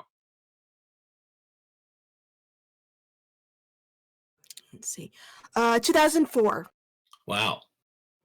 Apparently has several people from the Deadly Premonition cast. Yeah, that's a lot of us were, working together at the same studio during that time. So that voiceover studio is where we recorded most of Deadly Premonition. And so that's why there was a stable of actors that had been working together, and they used us. So we did a lot of games together, although, again, we were never together. I'd see them, sometimes they'd be showing up as I was leaving, but it's very rare that you are recording with another actor. That's something that's very unusual about voice acting, as opposed to, doing a play or doing live improv, is that you have to have those people around you to pull out what you want from your character to react to them. And in voice acting, you don't have them there. Sometimes you'll hear them, but it's something that's already been recorded, and the engineer will just play it back, and you'll just hear their line, and then you're supposed to react to that. What was the studio approach to do the voice acting in Deadly Premonition, or was it something you personally went and auditioned for yourself? Well, I auditioned for it, but it was through the studio. So in other words, the studio called and said, "All right, we have this." It was just like any other project. They said, "We have this project. Can you come in and audition for it?" And generally what you'll do is you'll go in and read for 2 or 3 different characters. And then sometimes there's a callback, but oftentimes it's just you got it or you didn't get it. Did you just read for York, or what other characters in the game did you read for? I'm pretty sure I read for 2 or 3 other characters in there, because the directors hadn't heard any of us before. For Deadly Premonition, we were going to be working with Swery, and so he didn't know any of us. So I think we all went in and read for several different characters, and then Swery just kind of listened and picked out what he heard in his mind as the characters, and who he thought would fit best for each character. Was York the one you wanted to voice, or you didn't have a? I didn't really have a preference because I didn't know a lot about it. You'll read half a dozen lines, and they're in different parts of the story sometimes, so you really have no idea what you are. You really don't know the story arc when you're auditioning. You just have a little bit here and a little piece there, and sometimes you can figure out, oh, I think I have an idea of what this story is, and other times it's just unrelated dialogue, and you're just reading different things, and that's it. Oh, someone else. Okay, Agent Fink again. Were you surprised at how big of a cult following this game got? For example, when it was announced that there was going to be a sequel, they bought a Switch the next day. They That's were great. that hardcore. And if I didn't already have a Switch, I would have bought one same day too. So were you surprised at like how much of a cult like classic it is nowadays, or did you have a feeling? No, that's the thing. It's different when, if you're making a movie or doing a play, you can get an idea while you're in rehearsal, or while it's coming together, of what the finished product is going to be like. Again, because you're surrounded by the people that you're performing with. And, especially in a live performance, you pretty much know ahead of time how the public is going to react to it, because you get this feeling of how the cast is coming together and how everybody's performances are. But for Deadly Premonition, all I knew was what I did. I had no idea how it fit with everybody else. I hadn't heard what Rebecca did. I hadn't heard what Casey did. I didn't have the whole story until the end, where they basically just told me, here's what happens in the story, but I didn't hear the whole thing put together. So you really have no idea what it's going to be like until the game comes out, really. We don't get to see, like a preview, like actors doing a movie, they might get a private screening of it. Yeah. We don't get a private screening in the game. We see the game when you see the game. Besides your work, what were some of your most notable voice acting roles from that era? Like, being particularly notable, interesting, or challenging? Like, so, 2004 to now, like, what are some of your most notable roles, you'd say? Well, Seaman was notable one. I did the Superman in a game, and that was interesting because if you're playing Superman, how do you do Superman, differently than everybody else? Yeah. I think it was for Xbox. I think it was Superman, Man of Steel. Okay, at least it wasn't the N64 one. There were a bunch of, there are a lot of Superman games that have come out. But when they said, okay, you're going to do Superman's voice in this game, I'd seen all the Superman movies and heard a couple of other voices in some animated Superman. So, how do you do a character that's so iconic and try to make it seem like, okay, this sounds like Superman, but is not like every other Superman. And I don't remember exactly how I did. Challenge behind it was, you're playing this character that all of these other famous actors have done, and so how do you make it yours and still make it sound like it could be the voice of a superhero? Agent, I think, wants to know, what's your favorite Atari 2600 game? Let's see. I would say probably Missile Command. Missile Command. Yeah. Yeah, that and Asteroids was pretty cool too. The difference, of course, when you played those games was you'd go to play it in the arcade, and the graphics and everything were so much better. Space Invaders was the best example. In the arcade version of it, you'd see these graphics and those look like aliens coming down, and on the Atari 2600 they were just blobs. They didn't have the graphics available at the time. So I remember my stepson, when he was probably 10 years old, and I was talking to him about playing these old school games, and he said, what was it like when you were playing these knowing that the graphics weren't that good? They were good at the time. I said to him, when Pong first came out, we were floored. It was because there was nothing, like that before. That's what's interesting. If you had seen Star Wars, Episode 4 when it first came out in the theaters, it was a very different experience, than waiting for, Episode 7. I remember going with people to see Episode 7, and for them, that was their Episode 4. Like, they were too young when the first movies came out. So this was the first, like, new Star Wars that they had seen. And, afterwards they were like, isn't that great? Aren't you as excited as you were the first time? And I said, no, because it was this is just, the technology is moving forward, but you can see where it's coming from now. The when I watched episode 4 in the theater, it was before that, it was almost like, pie plates and strings for special effects. And then, when that destroyer flies over your head in the theater, you're just floored. You've never seen anything like that before. Just the leap in technology was so gigantic then.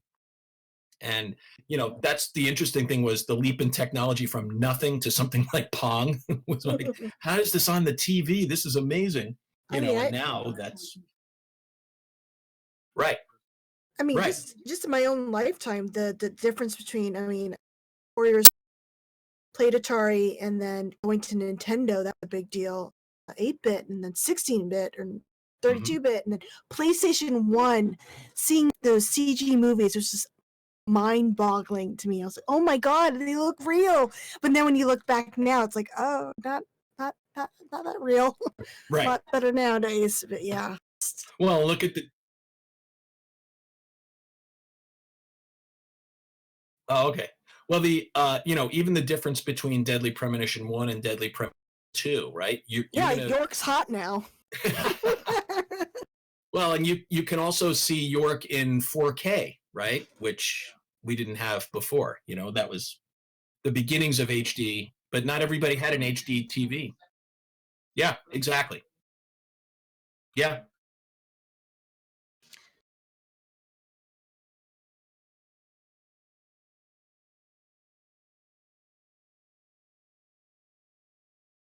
Wow. No, but awesome. I would be just as interested in everybody else. Netflix series. That'd be awesome. Wouldn't that be great? Wouldn't that be great to see that to see a live version of this? That would be amazing. Oh, that my decade would be made. Yeah, mine too. I always joked.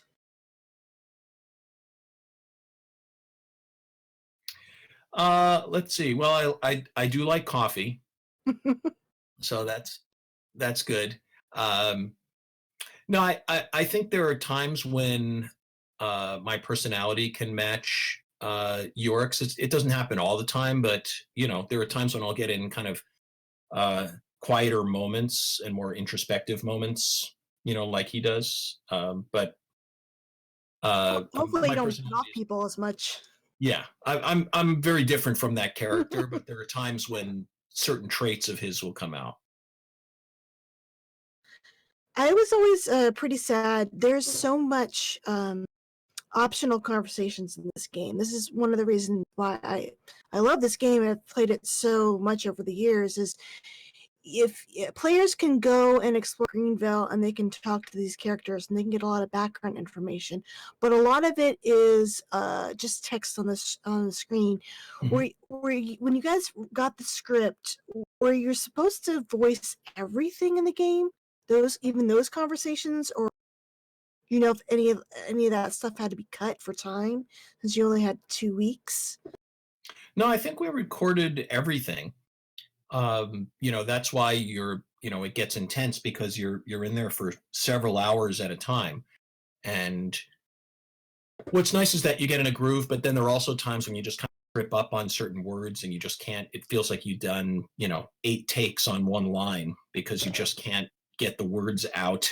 And then other times where it just kind of gets flowing and you go. But we would take breaks because it sounds like it's really easy, and compared to a lot of other jobs, it is easy. I mean, you're just you're either sitting or standing and just reading lines, but it also can just get very taxing as well. And so you take a break every hour and a half, because it's a lot of reading. I mean, just imagine you're just reading lines of dialogue by yourself for an hour to an hour and a half, and then doing it again, and then doing it again, and then doing it again. I know it's not easy because I record Terry and I would redo it, I don't know, like 10, 20 times, and it's 3 minutes of dialogue. It's like, oh my god, so many hours put into re-recording this line because I cannot say the word. Ugh, it is not easy. And then there are times when, you think you've done it right and the director will hear something that doesn't sound quite right. And so they'll have you do it again. And other times where it's just a technical, they'll say, you popped your P a little too much, so you've got to go back and do it. And you didn't even hear yourself do that, but you did. So Has anybody ever?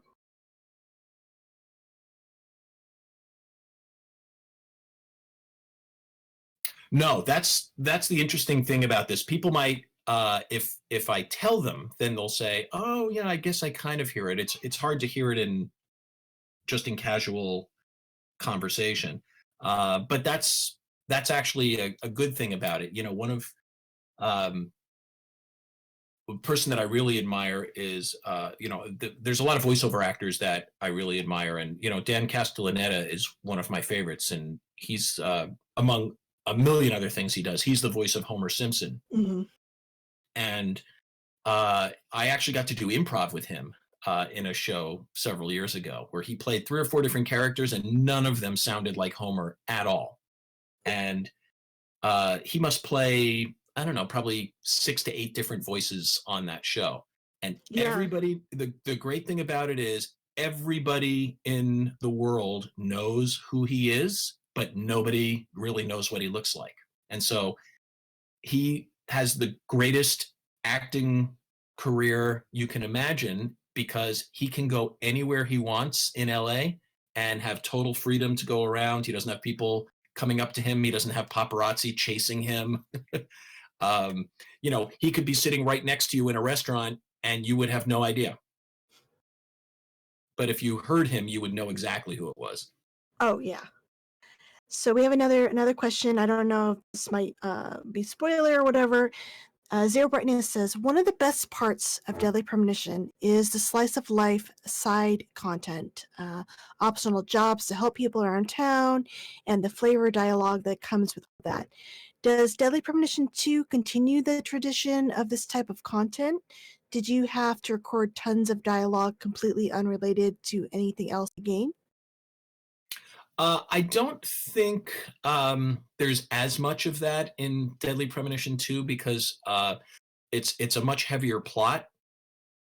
Without doing any spoilers, but it's much more singularly focused in the plot. Now it's very difficult to try and figure out, and I thought I knew exactly what was happening. It turned out I was dead wrong in that too. And I think that's what's going to be fun for everybody else too, is when you think you know what's happening, it takes a turn and you go, I did not see that coming. I had not a clue how that was going to happen. Story still has it. Yeah. Oh, absolutely. Absolutely. Oh man, I cannot wait for this then. I already had high hopes, but just hearing you talk about your surprise, my excitement is now up like to 20 instead of 10. So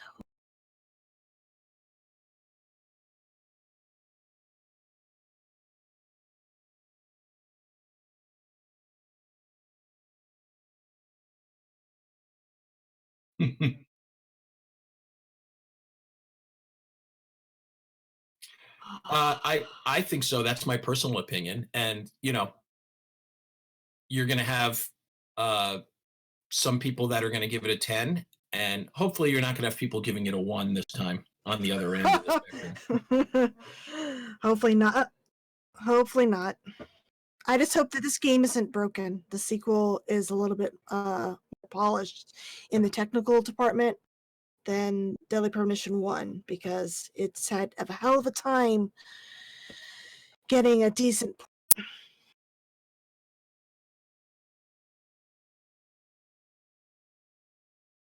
Yeah, hopefully.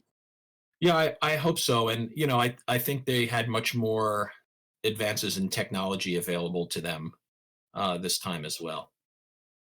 So it may have even been that in the first game, there wasn't the technology to support Sweary's vision of how he saw it happening. Oh, definitely. He talked about having to remove stuff because they just didn't have either the manpower or the money to do what he wanted. Like he wanted like 100 people you could interact with lots of different side stuff.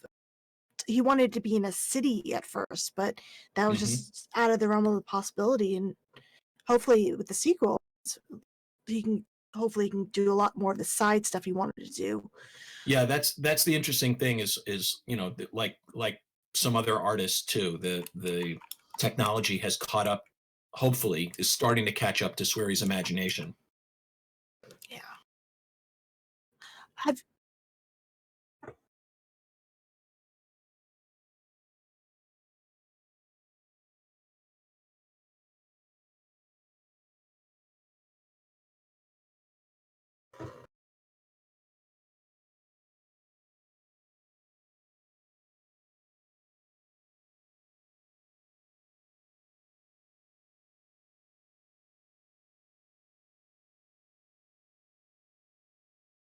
Well, what I can tell you, again, not having seen the whole finished product, but if you think of it in terms of a prequel and a sequel, imagine stacking those worlds together. So as far as expanse, so well, I think so. I think the way I see it is in the first game, it was very, very wide. And in this one, I don't think it's quite as wide, but you stack worlds on top of each other. And so if you go in that direction, it could be just as wide as the first game, if not wider. But you're going back and forth between these two areas. Okay, we have a controversial question here. Does pineapple belong on pizza? If you're asking me, I would say I can't eat pineapple on pizza. But I think it's okay. I don't. If you ask other characters, though, they would tell you absolutely. Have you experienced anything supernatural or a premonition? See anything in your coffee cup? Oh, no, not in a coffee cup. I'll see things, cloud formations and things like that. But I don't have that same ability that York has. Oh man, I would love to get daily fortunes in my coffee cup. I know, wouldn't that be great? Yeah. Oh, looks like you picked the right answer. They're like, it does not belong on pizza. Good. Well, like I said, I'm originally from the East Coast, so I was raised on sausage and pepperoni and mushroom and that sort of thing. And pineapple I didn't really see until I came out to California. Did you have a chance to try the board game, the Deadly Premonition board game? No, I didn't. I thought I might get a copy of it, but I did not get a copy of it for doing the voice. What? From it too. So you didn't get a copy? Oh no. Sometimes you do, sometimes you don't. I got a copy. I remember when Deadly Premonition came out. I got a copy of it, but the only way I could play it at the time, I think, was to get the version released in Japan.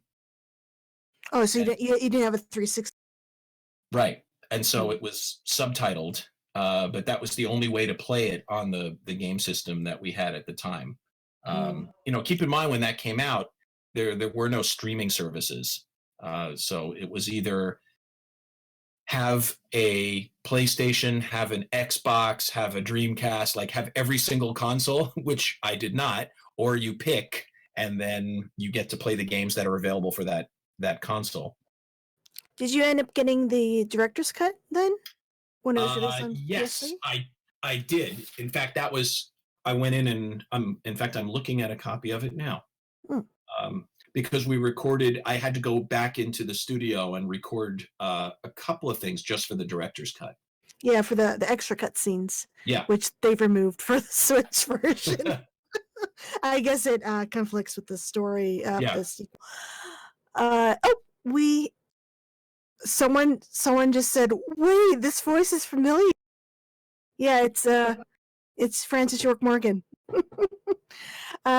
Zero Brightness wants to know, what album musician do you never get tired of hearing?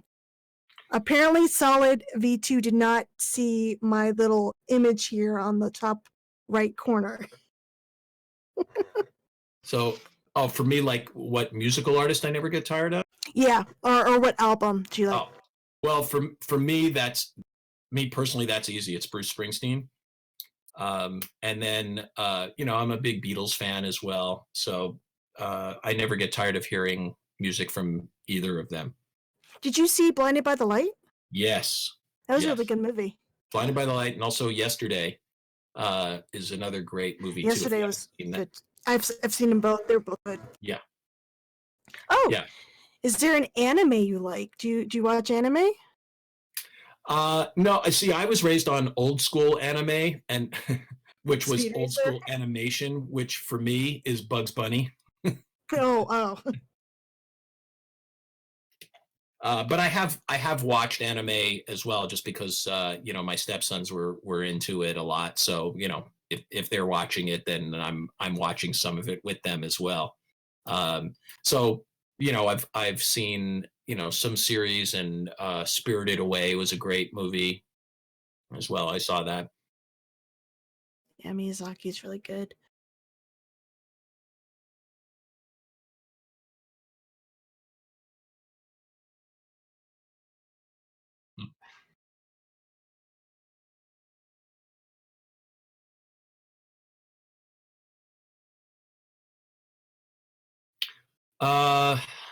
Boy, I'd have to look. I know I was in one of the Sonic games, and the reason I was in that was because I had to they asked me to come in and re-record the voice for an actor who was in it. I've done some ones where there were popular in Japan that they brought over to the US, and so they had to re-record the voices with American actors, even though the game was already out, in Japan. Mm-hmm. So go in and they'll say, you would kind of hear the actor doing it in Japanese, and then you're trying to recreate how they're doing that role, but also doing it in English. So it's really interesting when you don't speak Japanese to just go, all right, I think I know what emotional point they're going through. Yeah. And that's pretty much it. Yeah. Okay, so someone just said, so you've seen Tom. I want to know, do you take York's view on the relationship? On who? I didn't hear the whole thing. Tom and Jerry. Do you take York's view on their relationship? I think Tom gets a raw deal sometimes. But maybe that's what he wants. Yeah, in the same way that Coyote gets a raw deal sometimes too with the Roadrunner. That opening line for Francis York Morgan, I follow Deadly Premonition on Twitter, so I can retweet or whatever, because I run a fan site for the game, and so many times I've heard, what is he saying about Tom and Jerry? Holy shit, mind blown. I think sometimes Swery puts some lines in specifically just to get a reaction out of people, and just to see if you're paying attention. It makes sense, though.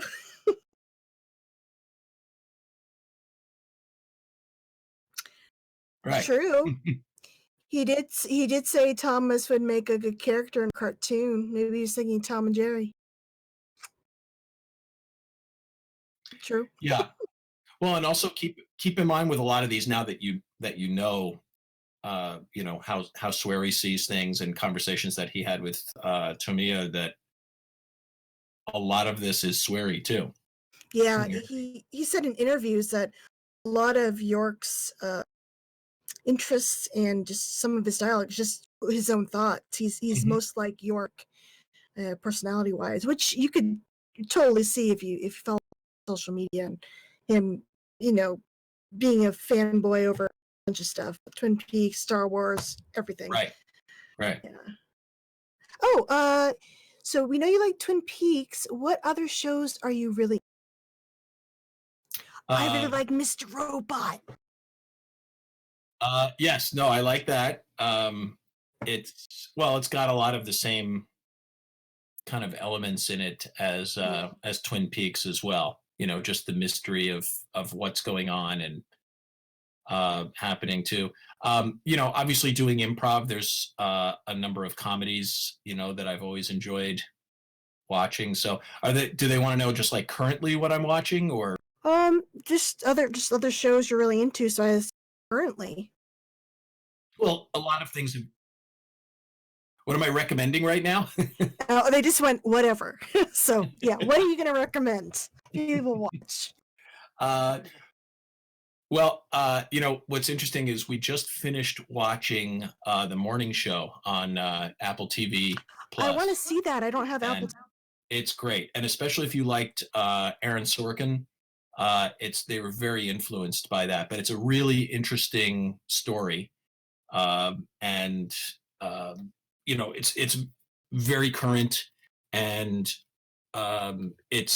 you'll look at Steve Carell and Jennifer Aniston in a completely different way after watching this. They are almost unrecognizable as far as the characters they're playing. I've never seen either of them play characters like this before. Have you seen Steve Carell in Foxhound? Yeah. Oh, he was so good in that movie. I was like, oh my god. He takes it another step forward in this one. If you ever thought it was possible to really not like Steve Carell, you're gonna be surprised watching him in this. Have you seen like True Detective, Fargo? Yeah, I love both of those. You know, mainly just because you know, the actors in it are just so amazing, and they're just actors that I respect, and so you can tell why they took on these roles just because the writing is great and who they're paired up with. Fargo too is great. Well, I love the movie. And so when the series came out, that's the interesting thing about the series is, you know, it's different stories every year, every season too. Yeah, exactly. Oh, someone wants to know, do you like Whose Line Is Anyway? That was their intro to improv, and it got them doing it during school. Excellent. I love that show. Well, that for me, I'm glad that the show came out because, you know, we had been doing improv for years and years and years, and nobody really knew what improv was, you know, unless you were an improviser. People, when they heard improv, they would say, "Oh, you mean like that comedy club, the Improv?" And we'd say, "No, that's improv is actually, there's no improv done at the Improv.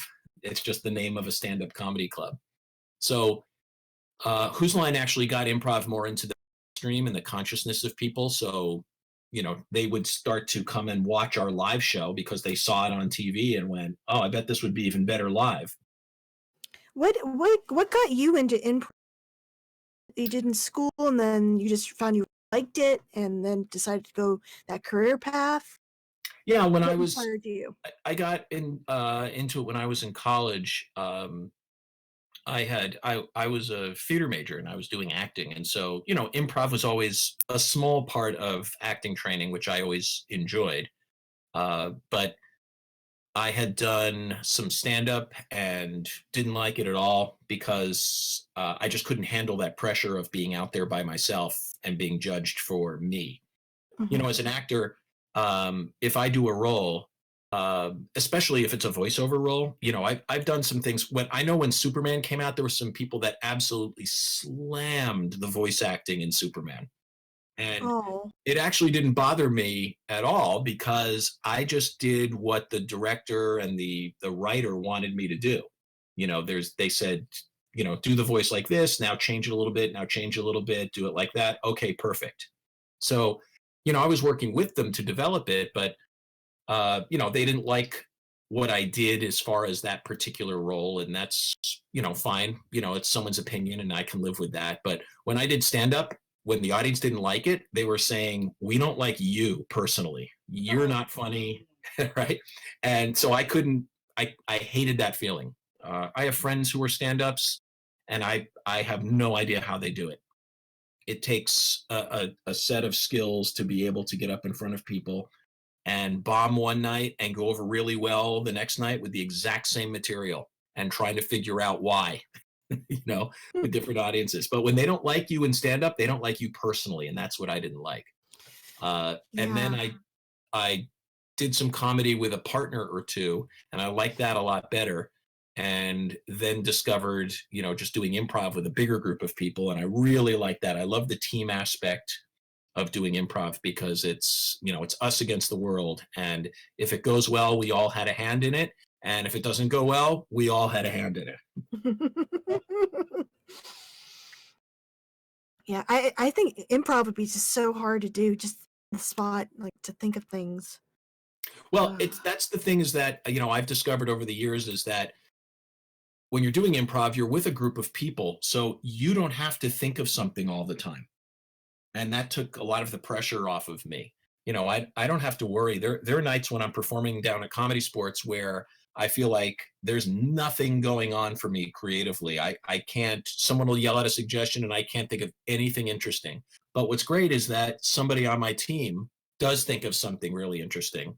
And then all I have to do is just become a part of their scene and do some things that help support their idea. So it doesn't matter whether I'm on or not. I just have to recognize when, who is on, and we give them the ball, basically, and run with them and support them. Oh. Comedy is some of the roughest material to specialize in. Even the biggest pros with the thickest skin can get worn down. Don't know why, it's just oddly personal. Yeah, that seems to be the case. I don't know how a lot of people do it. I'm not sure either. And there is no stand-up that you can name that is any more famous, than people, like Jerry Seinfeld and Sarah Silverman, and they've all bombed many times in their career. There's not a single stand-up that has not had a terrible experience where the audience absolutely hated them. Did you see? Did you see the Twilight, the new Twilight Zone series? The first episode was about a comedian and having the power to make people laugh. Oh, interesting. But there was, of course, a downside. It's Twilight Zone. A downside to getting the big laughs. You might be interested in seeing that. Yeah, there's a downside, of course, to all of that.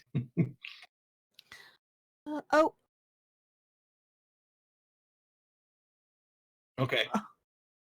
Oh no.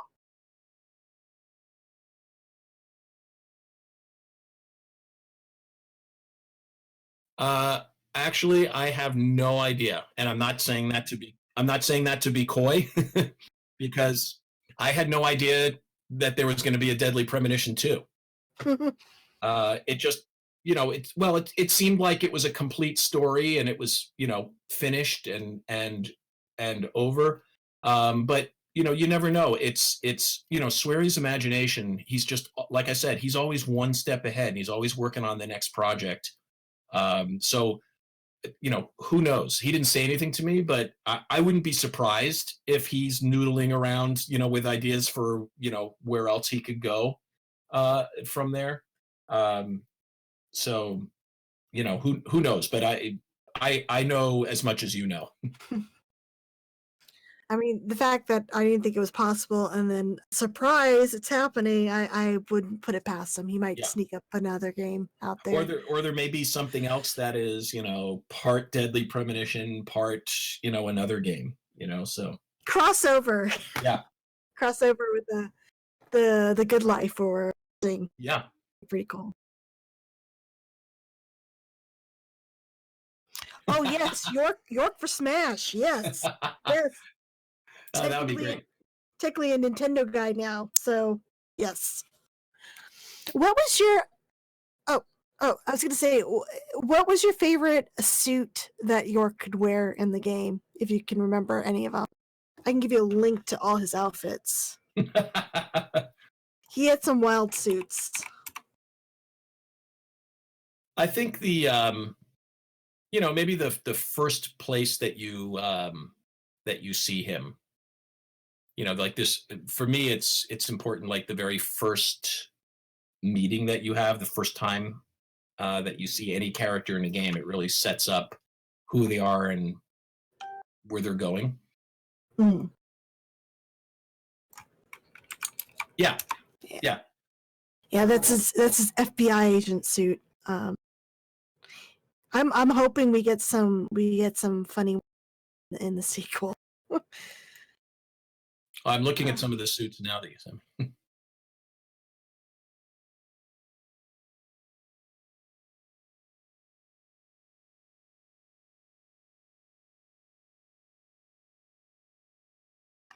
I really don't play that much. I just watch, like I said, if my stepson's playing a particular game, I'll might be looking at it. But, for me, that's the interesting thing was, the favorite game that I ever played was Myst. Yeah. And I would actually play that if they figured out a way to bring it back, especially with the technology. I think it's today. on PC. You can get it from Myst all the way to the third or the fourth one too. Yeah. Yeah.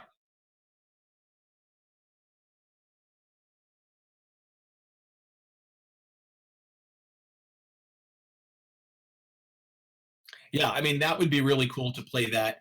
When that first came out, it was just groundbreaking to be able to just inhabit this world and just go off and explore in all of these different directions. Plus, the music was great. And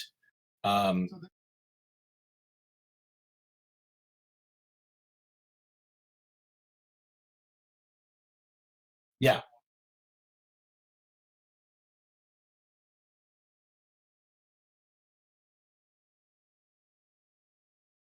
Oh, that would be great. I mean, that's oh, okay. All right. Is just PC or is it on console too?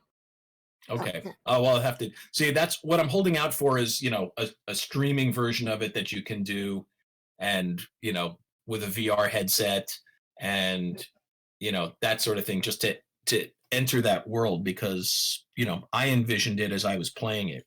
It was.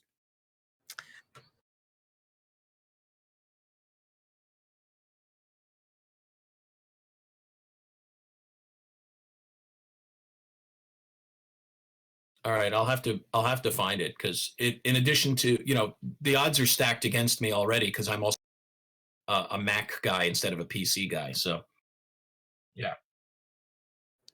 Oh, and someone just says, "What's your favorite?" Really a fan of horror, but do you have like a favorite horror themed movie, even an old one? Yeah, well, I actually just rewatched Psycho a few weeks ago, and just the way that's set up is just brilliant. I mean, it's Hitchcock, and just the way he tells the story, and the camera angles and the shots, and the fact that you find out that the shower scene, that famous shower scene, has it has around 40 different edits in a 3-minute scene. Did you watch the shot by shot remake in '98? I think it was '98. Oh, with Vince Vaughn? Yeah. Yeah, it wasn't the same, because you know what's coming, right? So it was very different with that.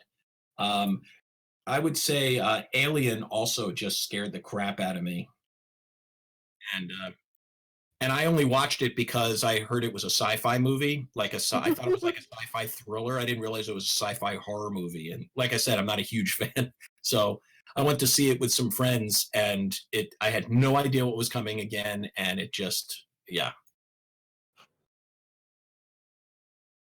I still can't watch it to this day.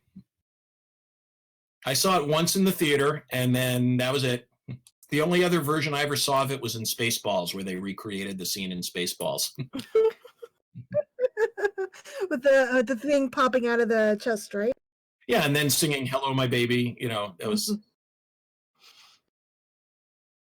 Yeah, exactly. Yeah, So I could handle that, but I can't watch it other than that. We got a love for some Alien in the chat, and Spaceballs is the best.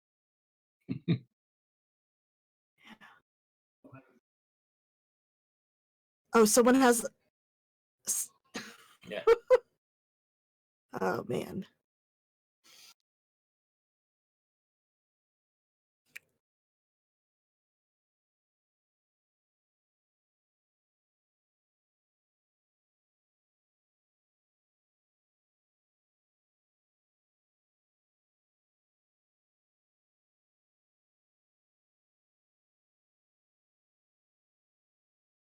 Well, for me, I was already doing some performing, and like when I was a kid, my friends and I would make audio recordings. We'd write our own scripts and then do our own shows, and we'd just record them for ourselves, just like on cassettes.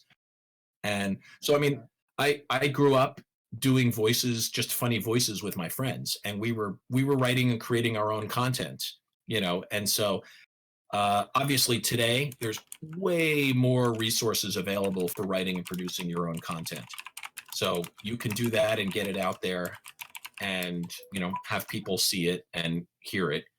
And, just to kind of experiment with what your voice can do, what you're capable of doing. I mean, you have your own speaking voice, which could be good for some characters, but, I think one of the reasons why I've done a lot of different games is because it's a combination of growing up just doing funny voices, but also the improv training too, of being able to just try something and then can you try it a little differently and just immediately be able to turn it in another direction just to see where it goes.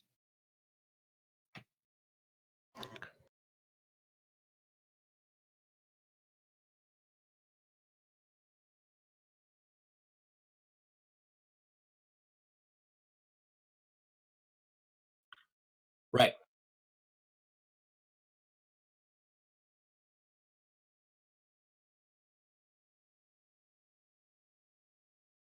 Right. And it's a lot easier now to find that content. And so a lot of times people just ask me, how can I get better at voices? And I'll say, just try and impersonate famous voices that you already know and hear. And you might find that you're able to replicate that voice exactly. But even if you're not, you had to change your voice to be able to do that voice. So even if you don't get it exactly, you've now figured out how to try and manipulate your voice to go in different directions. It's no different than trying to do something physically, change the way you walk or change the way you move and try and do an impression of the way someone walks. I mean, everybody's got some favorite voices and characters, and you can approximate some, but there are some that you have to have just a natural ability, and it's the vocal instrument you have. So, for instance, I can't do James Earl Jones's voice because my voice physically won't go that low, right? But you can do an approximation of it or make your voice as low as you comfortably can, and try and do an impression of James Earl Jones. But by doing that, you've created a new voice for yourself. And the same thing even with animated characters as well. Try and do a voice of an animated character from your favorite show or game. Well, we do have a request here. Rainbow would like you to do your favorite line from Deadly Premonition in York's voice. So for York's voice, well, in York's voice, yeah. Oh, in York's voice. Yeah. Well, there's only one line that just sticks with me that you can't get out of your head because he says it so often, which is just, call me York. My friends call me York. Very cool. Very cool. So do that with your own name, whatever your name is. You just do that. So you can just, I want to hear you say, call me Whitney. Okay. Call me Whitney. That's what everyone calls me. Perfect. Now say it about 1,000 more times. Oh God. I'll hate my name by the end of that.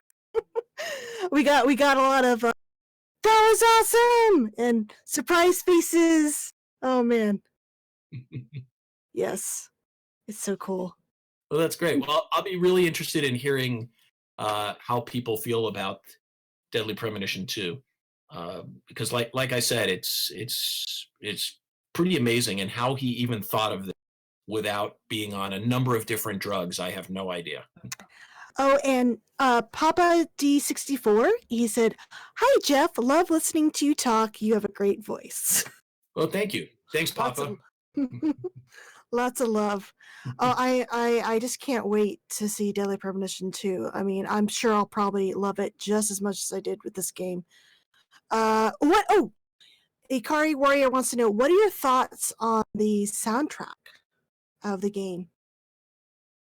Well, the music and the soundtrack is always something for me that, in movies or anything I see, it's just as important as the story as well. It can really influence the mood and the setting, and it bothers me when it's not done well. So this is something that I think people will still enjoy too. Like I said, Swery pays a great deal of attention to detail and things that other people would just say, let's just get this out. We don't need, we can use whatever sounds or music we want. And he really sees the details in that, and that's very important to him. Did you have a favorite track from the original game?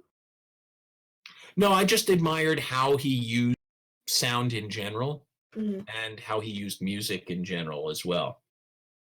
There were some interesting sound decisions used for this game, like going from dramatic sounding music to funny sounding, like in the same scene. Like, oh no, someone died. Let's be very dramatic, and then there's Willie. Let's do the saxophone. Dun, dun, dun, dun, dun, dun. Yeah, it's very gives you whiplash sometimes, but I think it's part of the charm. Yeah, I think that is it. I think a lot of people saw that too.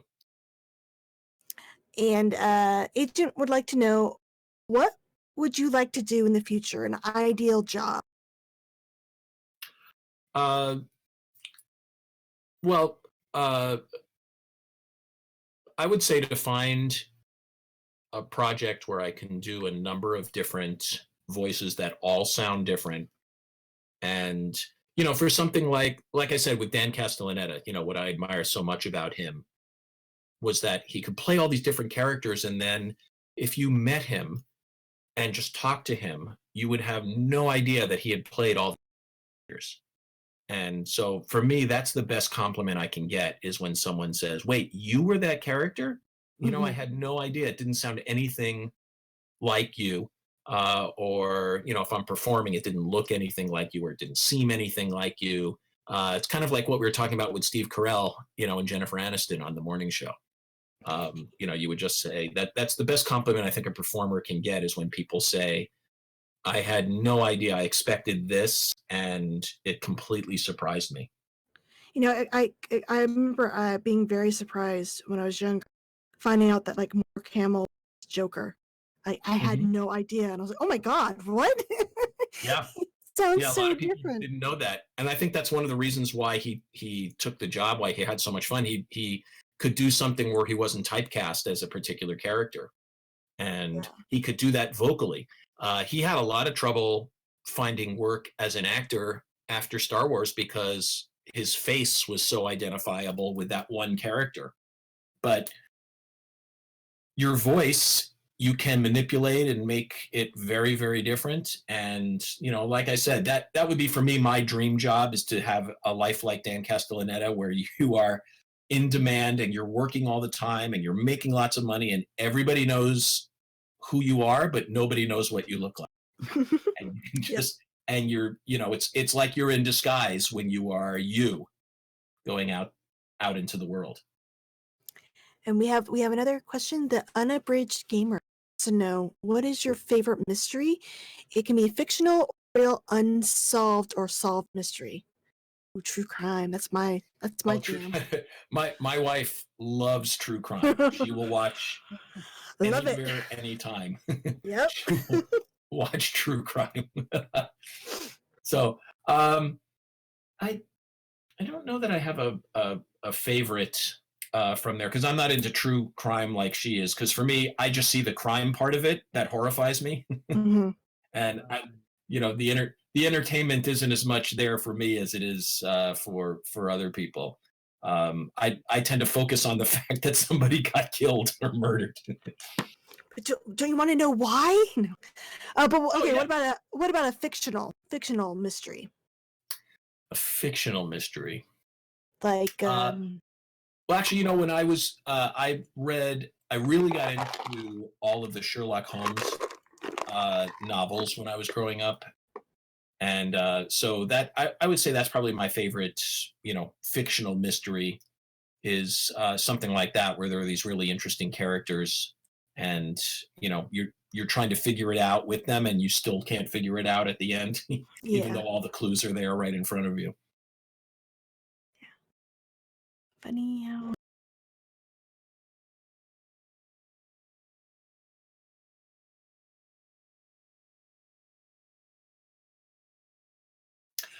Well, I remember when we recorded the first Deadly Premonition, I drove out to this studio in Palo Alto, and I think the second day I got there early, and all of a sudden I hear this sound of this car coming down the street, and I heard the car before I saw it, and it was this huge like V8 Mustang that was coming down the street, and there was Swery in the car along with a couple of other producers, and they had the car. They had rented the car for the week that they were out in San Francisco, and so I asked the interpreter. I said, how did they get that car? And they said, oh, they rented it because there are no muscle cars in Japan. And yeah, York has a muscle car in the too. Mm-hmm. Yeah. And so, they came out again, and it was the same thing. Whenever they came out, they always wanted to rent these big, huge classic American muscle cars, because they couldn't get that experience in Japan. It was something that was unique to the U.S. So I always thought that was interesting. When they came out, they had to have those cars. And That's so yeah, funny. it probably does explain a lot. He never really talks about cars on his social media. That's Yeah, it might just be a private thing. Though. I hope I didn't spill the beans on something he didn't want the world to know. All right, don't tell anyone. You guys are all sworn to secrecy. You hear that, guys? Don't let it out of the bag. Yeah, don't let him know. The other thing I can say is that when he contacted me through Facebook to just tell me that he was working on a sequel for Deadly Premonition, and he said in the message, it started with, my English is pretty good now, isn't it, Zach? He's so cute. That was one of the first messages he sent me on Facebook and that's how I found out. Yeah. I think I remember this was years ago, back when the game came out. Someone did a podcast where they interviewed Swery, but then they had you read his answers. What was that like? Did you enjoy doing that? I remember doing that podcast several years ago too. I always thought that was so cool. I think that's when I first began to see the cult status of the game. It was through that, doing the director's cut, things kept coming back with it, where it began to dawn on me how many people it had really affected, and the status of the game. So that's interesting about this, is that it had the second time, a built-in fan base already just waiting for it. So that's why it's interesting to me to hear, your reaction when you first saw the preview of it. And, yeah, it was, I was like, I'm working, I can't cry. Yeah, seeing that reaction is really rewarding for me.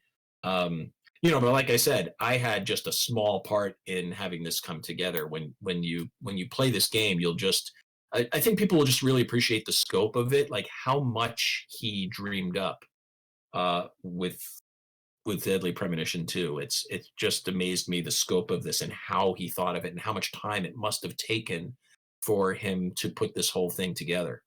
Yeah, I just his imagination seems to have no. But I just cannot believe we're getting a sequel. Oh, but I did have. Have you tried a Sinner sandwich with the turkey, strawberry jam, and cereal sandwich? Have you tried that? I have not, but for $1, I will. It kind of.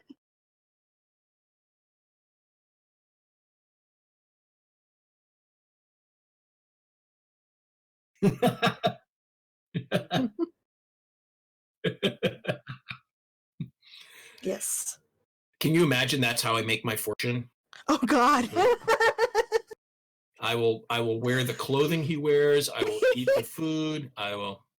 Oh God, yes. There's so many YouTube videos of people just trying the sandwich for the first time. Well, there's. I wouldn't want to take advantage of people, but if there were that many fans and $1, I think I would do pretty well. And we got people going, they would pay to see it. So definitely, if you have a charity you want to raise some money for, if you get this much, I'll do a video. All right, you know what? I will think about that now. And once you do, you got to send me a link so I can share it. I will. And I'll send you a link to Comedy Sports. Oh, yes. I'd love to have you come and see the show sometime. Oh, yes, I am local. I wanted to go see that. Let me bring up the comedy so I can put it in the chat. Yes. Here we go.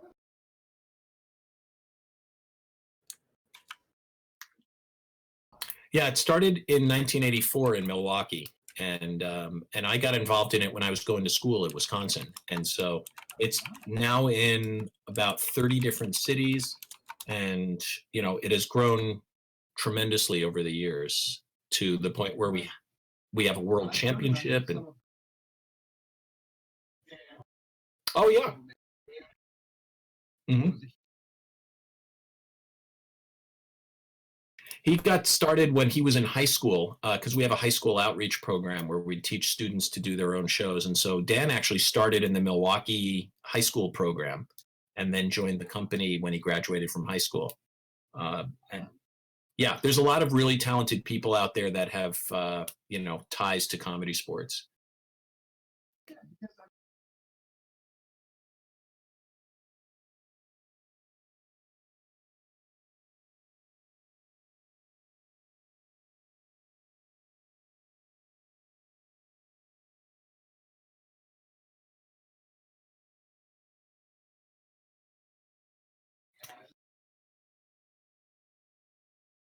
Exactly. And it's being present and reacting to things in the moment, and trying to make the people around you look good too. It's definitely a collaborative effort. It's not all about one person.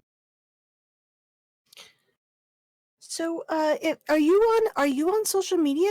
Can people follow you like on Twitter or anything like that? Not that much. I don't think that what I have to offer is that important.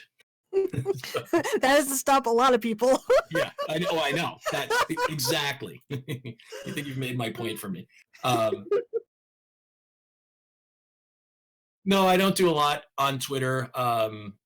And I'm on Facebook, and again, I don't do a posting there as well. But yeah, I'm not a huge social media poster. I'll read it, but I don't do a lot of my own posting. Yeah, we got people saying, do little videos and post. This is my coffee. That'd be cool. The weather is clear and sunny. Yeah, that'd be cool. I'd like to see that too. Yeah. So no YouTube we can link to? No, not other than, with Comedy Sports. That's really the only place where we have content. and things like that. But I don't put out a lot of personal content. Although now you're starting to make me to think that I should start doing that especially to raise money for Oh yeah, different charities. So good way to raise money. all right, well you're putting the thought in my head now. So uh,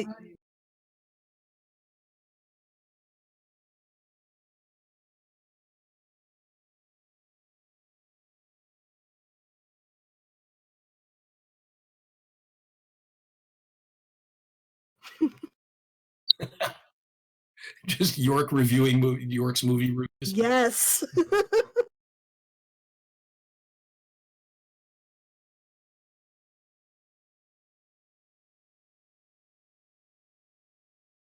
All right, I'll ask him what he thinks about that. He actually usually gets back to me fairly quickly, so I will check with him. We got a lot of yes, I would watch that 100%. Oh, and Rely on Horror says Cafefe. No. Oh man.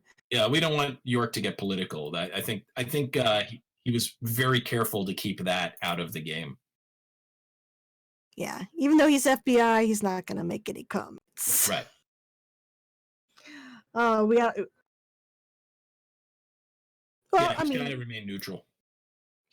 He could, but he just wouldn't be a very good FBI agent. Yeah, it would be a very different game too. Yeah. Oh man.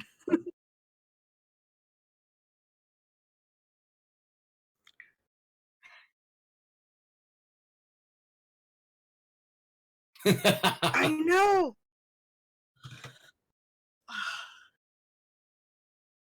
Man, when is the next trailer coming up? Ugh.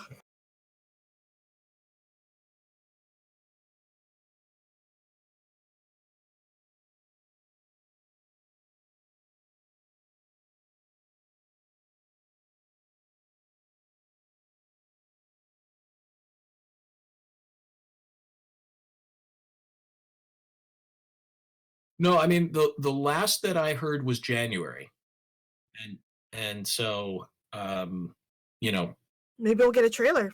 yeah, when they told me January, that's when they also said, okay, you can start telling people it's coming out. I'd been like I said, I've been sitting on it for almost a year, and so I was just waiting for them to tell me. So they did finally send me something a couple of months ago saying, all right, it looks like it's coming out here, and here are some links, and so I just passed along though the same links that Swery was sending. So there's no inside information that I have. I wish I did though, but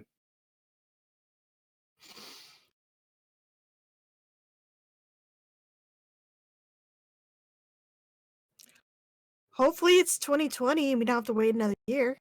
oh no, I don't think it'll be that long. I mean, if they were saying January, it's getting pushed back. Now it's just like probably little details coming out. If something's pushed back 6 months, then that's a major thing. There's got to be some sort of technical problem that they're working on. But if it's just a month and they haven't given you the exact date, in January, I can only imagine that it's just a release thing that the details tying up the game. The game, I'm assuming, is finished. Watch them just like not give us another trailer and just drop the game in January. I'm like, no, I need some more lead up time, you guys.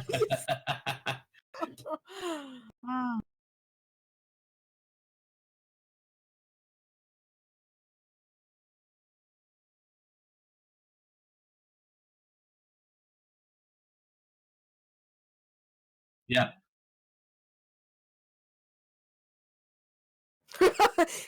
Whitney's like, I need a week off of work. Sorry. Well, I know there are things that, if you're a developer and you're working on the content and everything that, once it's turned over to the, the people that are going to be distributing it, then it's basically out of your hands. And so anything that's happening after that is just things going on with the distributor and, any issues that they're running into. So, but like I said, I don't have any inside knowledge. That's just what I imagine is happening, is that you reach a certain point where you've finished everything technically, and now it's all up to the company that's distributing the game. Yeah, So, I can't. be interested in seeing if it sets a new record. So maybe it'll get an 11 out of 10 on one site and a -1 out of 0 on the other site. Can only hope. Yeah. I think it will be a big release. It just seems like the anticipation just online, hearing people's reactions to the trailers. This definitely has a lot of hype going into it, unlike the first game, which was sort of no one even knew it was coming out until it was out, and then it was like, oh, there's this weird game you should check out. But this one, everyone's like, we can't wait. It's all this big lead up. You're right.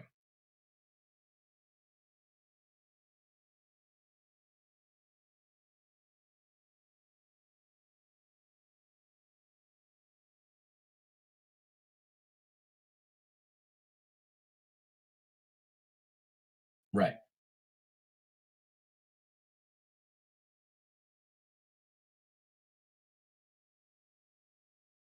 I think so. Like I said, it would have been a different experience. I didn't come out of this going, oh, it's just York going off on another adventure.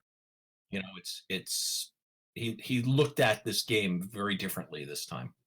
I hope it's not another gut punch. This game is really great. It's I love the bittersweet ending, and I think it's so great how Swery is able to go from really funny weird moments to soul-suckingly sad, makes you want to cry for days. Yeah. And the next moment.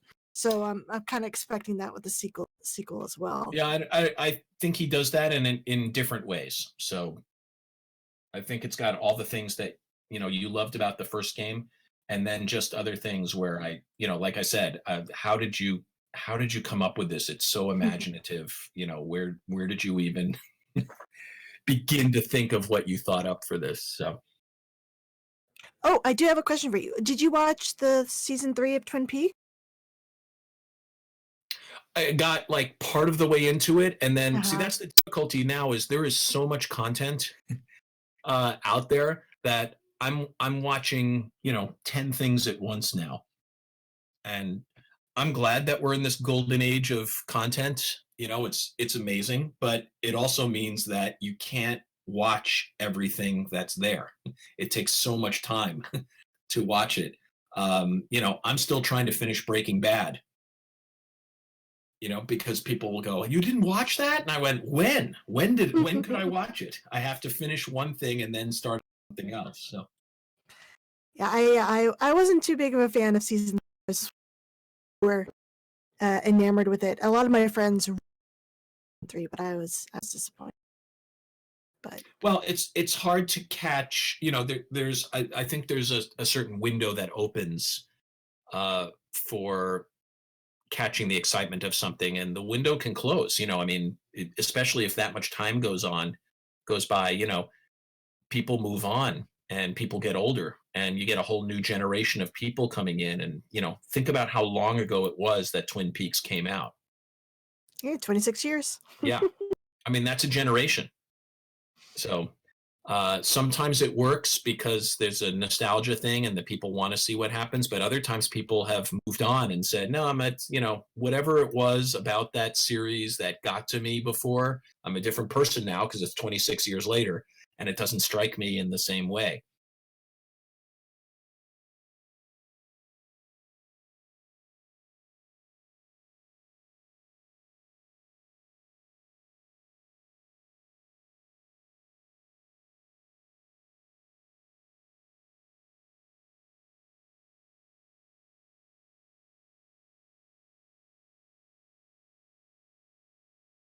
Mm-hmm.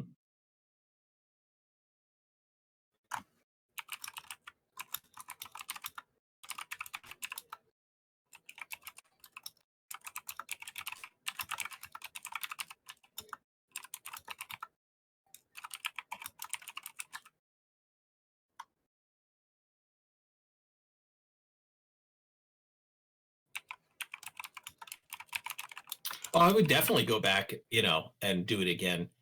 Like I said, I enjoyed working with the people that were there in the studio and working with Swery. it would also be fun to go back now that he and I can communicate easier, to go back and take another look at it, and him being able to tell me directly certain things as opposed to, coming through a translator. I also think Swery would look at the game differently too. Remember, he's almost 10 years older now than he was when he wrote the first game. So if he's going back in and looking at it, it's definitely going to be from a different perspective, as someone who's older now. So that part would be really interesting for me. I don't know what I would do differently, because a lot of what happens in voice acting is just based on how it's molded. You have an idea in your head, but that's not really what the final product is going to be. You can suggest some things, but the director and the creator have an idea, and they have an image in their head. And so there are times when you'll be doing something and a director or a game creator is there in the studio, and they're waiting for you to give them the voice that they're hearing in their head. And so you keep trying different things until they go, that's it. That's what I'm hearing. You're saying what I'm hearing in my head.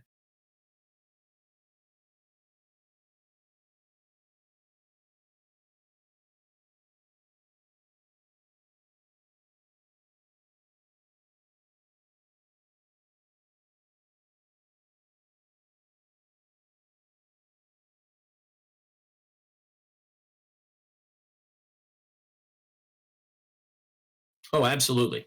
Absolutely.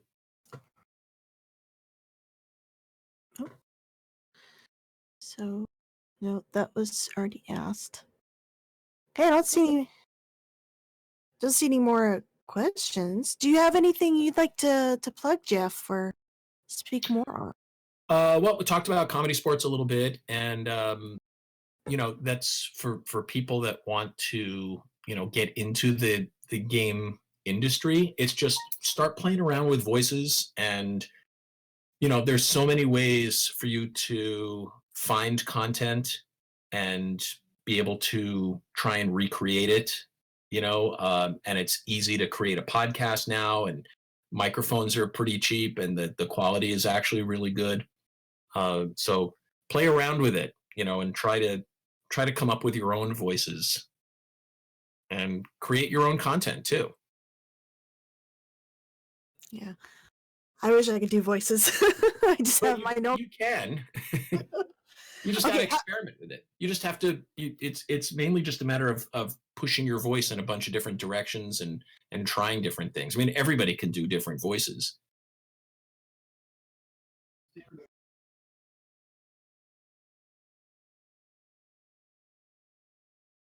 Right. Well, and that's just practice. I mean, you both have an impression that you do, right? It can be someone from your life, or you probably do it in conversations where you say, so my friend or my mother said to me, and you're trying to do your mother's voice when you're talking. I mean, that's basically what this is. Okay.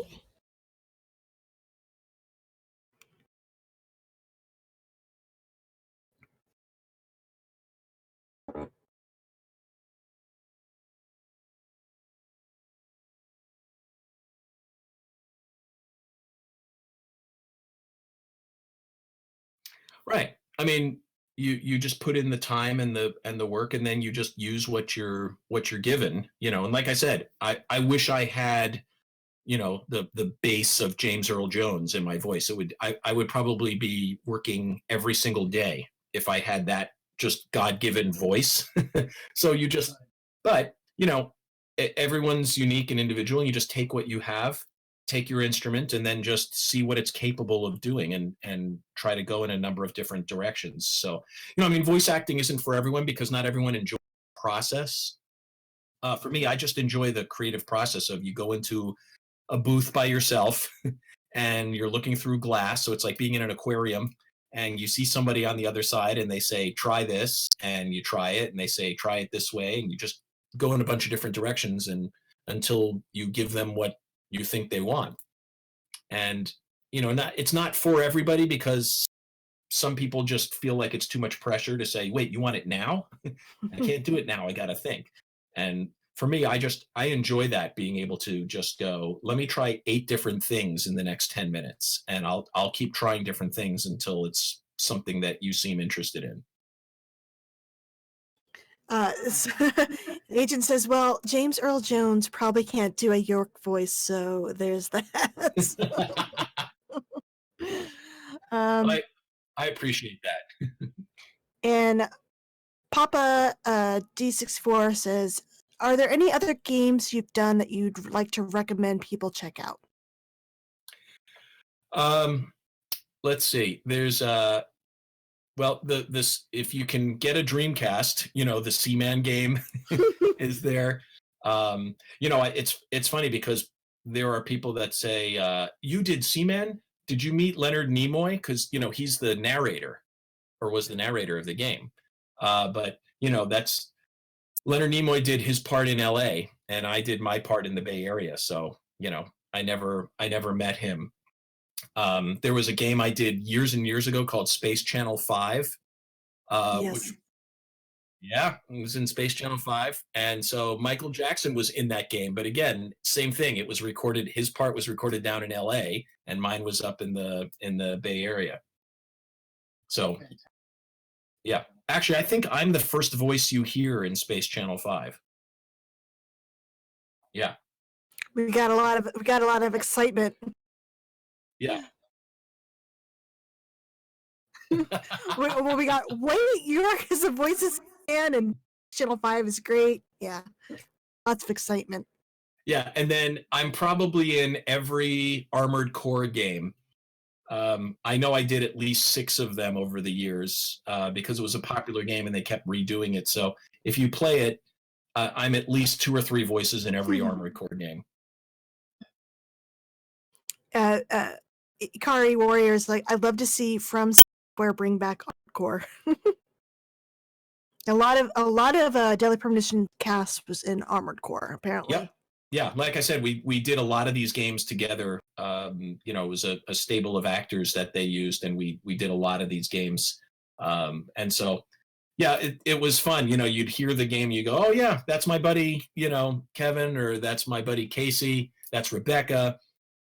I think it's only happened to me once that I was in a game and had a scene, and they just decided in the very last scene of this game they wanted to have all the actors together.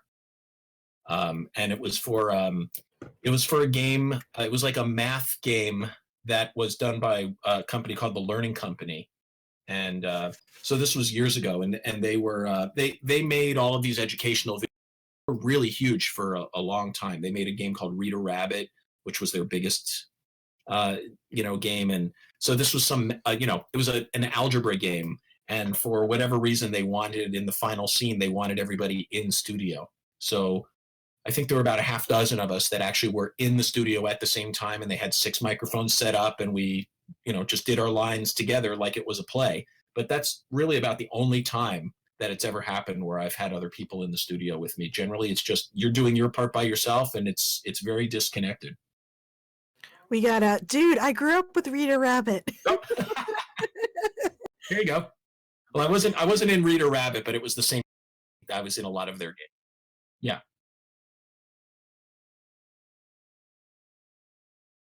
Yeah. Yeah, they created a lot of content.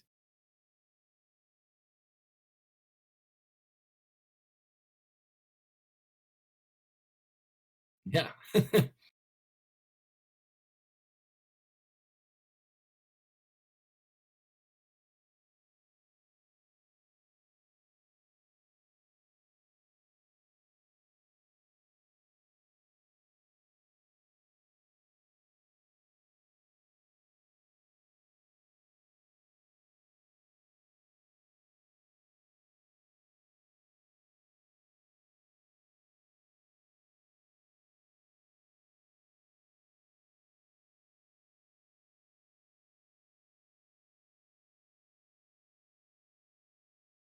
Right.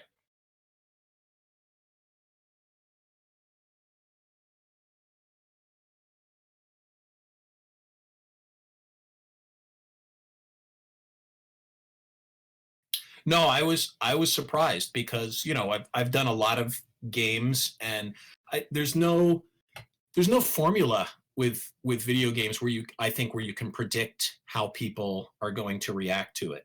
You could do a movie and it's a huge budget movie, and you put certain stars in it, and you can pretty much gauge how it's going to go over. But with the game community, it's such a personal thing. And I mean, like I said, look at the two reviews for Deadly Premonition. I mean, it literally ran the gamut from this is up there with one of the best games ever to this is one of the worst games ever produced. And it's such a personal thing. People really look at these things differently. But interestingly, people are not as affected by the reviews as they might be for a movie, because I think there's less control over it. If two or three major movie reviewers slam a movie, then odds are people aren't going to go and see it. But you saw with this one, sometimes someone will slam a movie and people will deliberately say, well, I'm going to play the game myself and make up my own mind, my own opinion about it.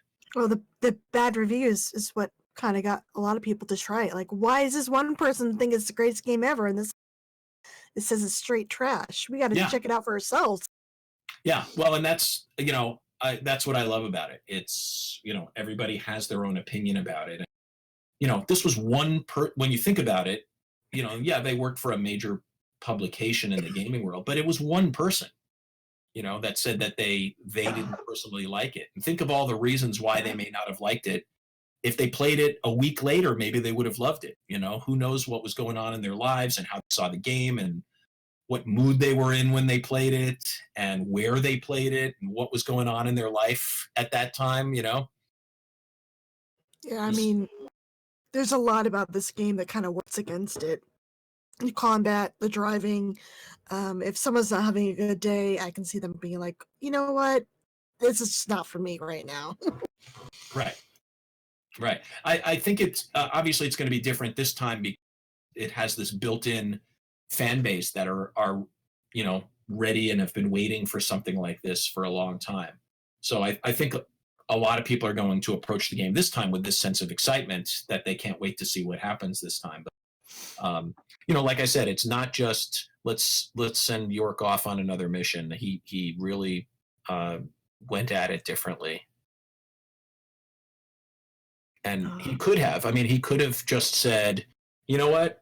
There's a lot of people that love this game. All I got to do is just create another version of it with another adventure. And he could have, just done it in a half-assed way. And I'm sure it still would have sold very well. But I don't think that was enough for him. I think he really had to reimagine everything and, put the detail he did into this thing. And, that's something that I admire about him. He didn't just throw together another adventure for the character to go on.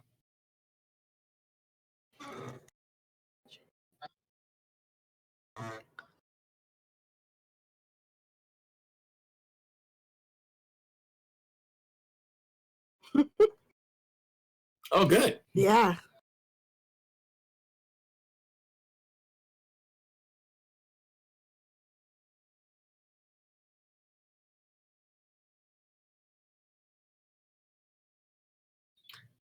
Sure. Yeah, absolutely. All right. Awesome. As long as we're not ruining it for everybody else. Oh. All right, good. Oh wait, have you seen Spy Fiction? Swery's PS2 game? No. Oh, it's so bizarre. Kaysen and Lysander, they are different character types. It's Swery's take on Metal Gear Solid. Oh, okay. It's very, very weird. I streamed through it. Mm-hmm. Yeah. Well, that's interesting that you talk about Metal Gear Solid, because that's one of the guys that did that podcast with me about Deadly Premonition years ago. Was they said, that character of York, people are putting it on the same level as the character in Metal Gear Solid, and so that's interesting that there's that kind of crossover even in that game. Well, what's funny is Metal Gear Solid 5 like stole the whole smoking moving time forward from Deadly Premonition. At least that's what I like to think. That's good that it influenced things too. Yeah. Excellent. Yeah, well, I'm really interested in hearing, what you think of the game when it comes out and what everyone else thinks as well. So,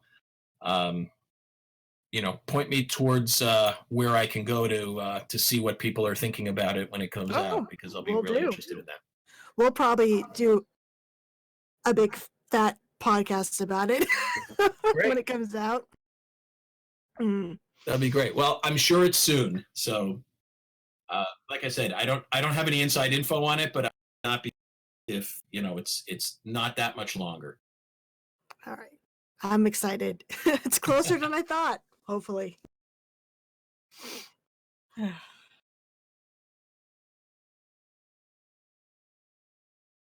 Yeah, oh, this is so wonderful. You made my year. Well, and good luck getting just in time. Yes. All right. Well, drink some coffee and yeah, I still have a long ways to go here. You'll make it. I have faith in you. Yeah, and I'll make sure to send you the link once I get it up on my YouTube channel, but you got a lot of love here in the chat. Well, thank you. It was great to talk to everyone, and like I said, I'm really interested in seeing how everybody likes the game. Yeah, and I can't wait to see how you are in the. I'm sure you're just as wonderful as you are in this game as well. Well, thank you. I appreciate it. All right. So, any last minute questions, guys? No, it doesn't look like it. We may not finish in time. I will totally finish this game in the next 20 hours. Yeah, don't worry about that. I will beat the game. How many times have you gone through it? Me? Oh, no, I probably like from about that many times, but I have done where I'd load it up and then do other stuff, and I put a lot of hours into this game.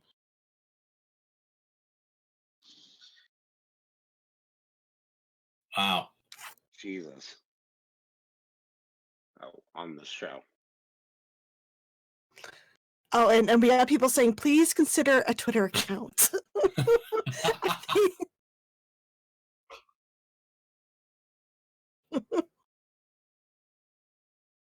All right, I will definitely talk to Swery about it. And yeah, we'll send you all the good stuff, and if you're interested in seeing super fan reactions to shit, we'll send you links to our Daily Premonition archives YouTube. That'd be great. All right, you have a good night. Thank you so much for coming on. All right, take care. Bye, everybody. Bye.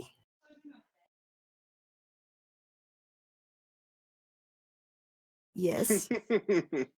Oh, Brock, you came on. Hey, yeah. Hi. Yes. You just missed Jeff. Yeah, of course. Yeah, I'm trying to alternate things.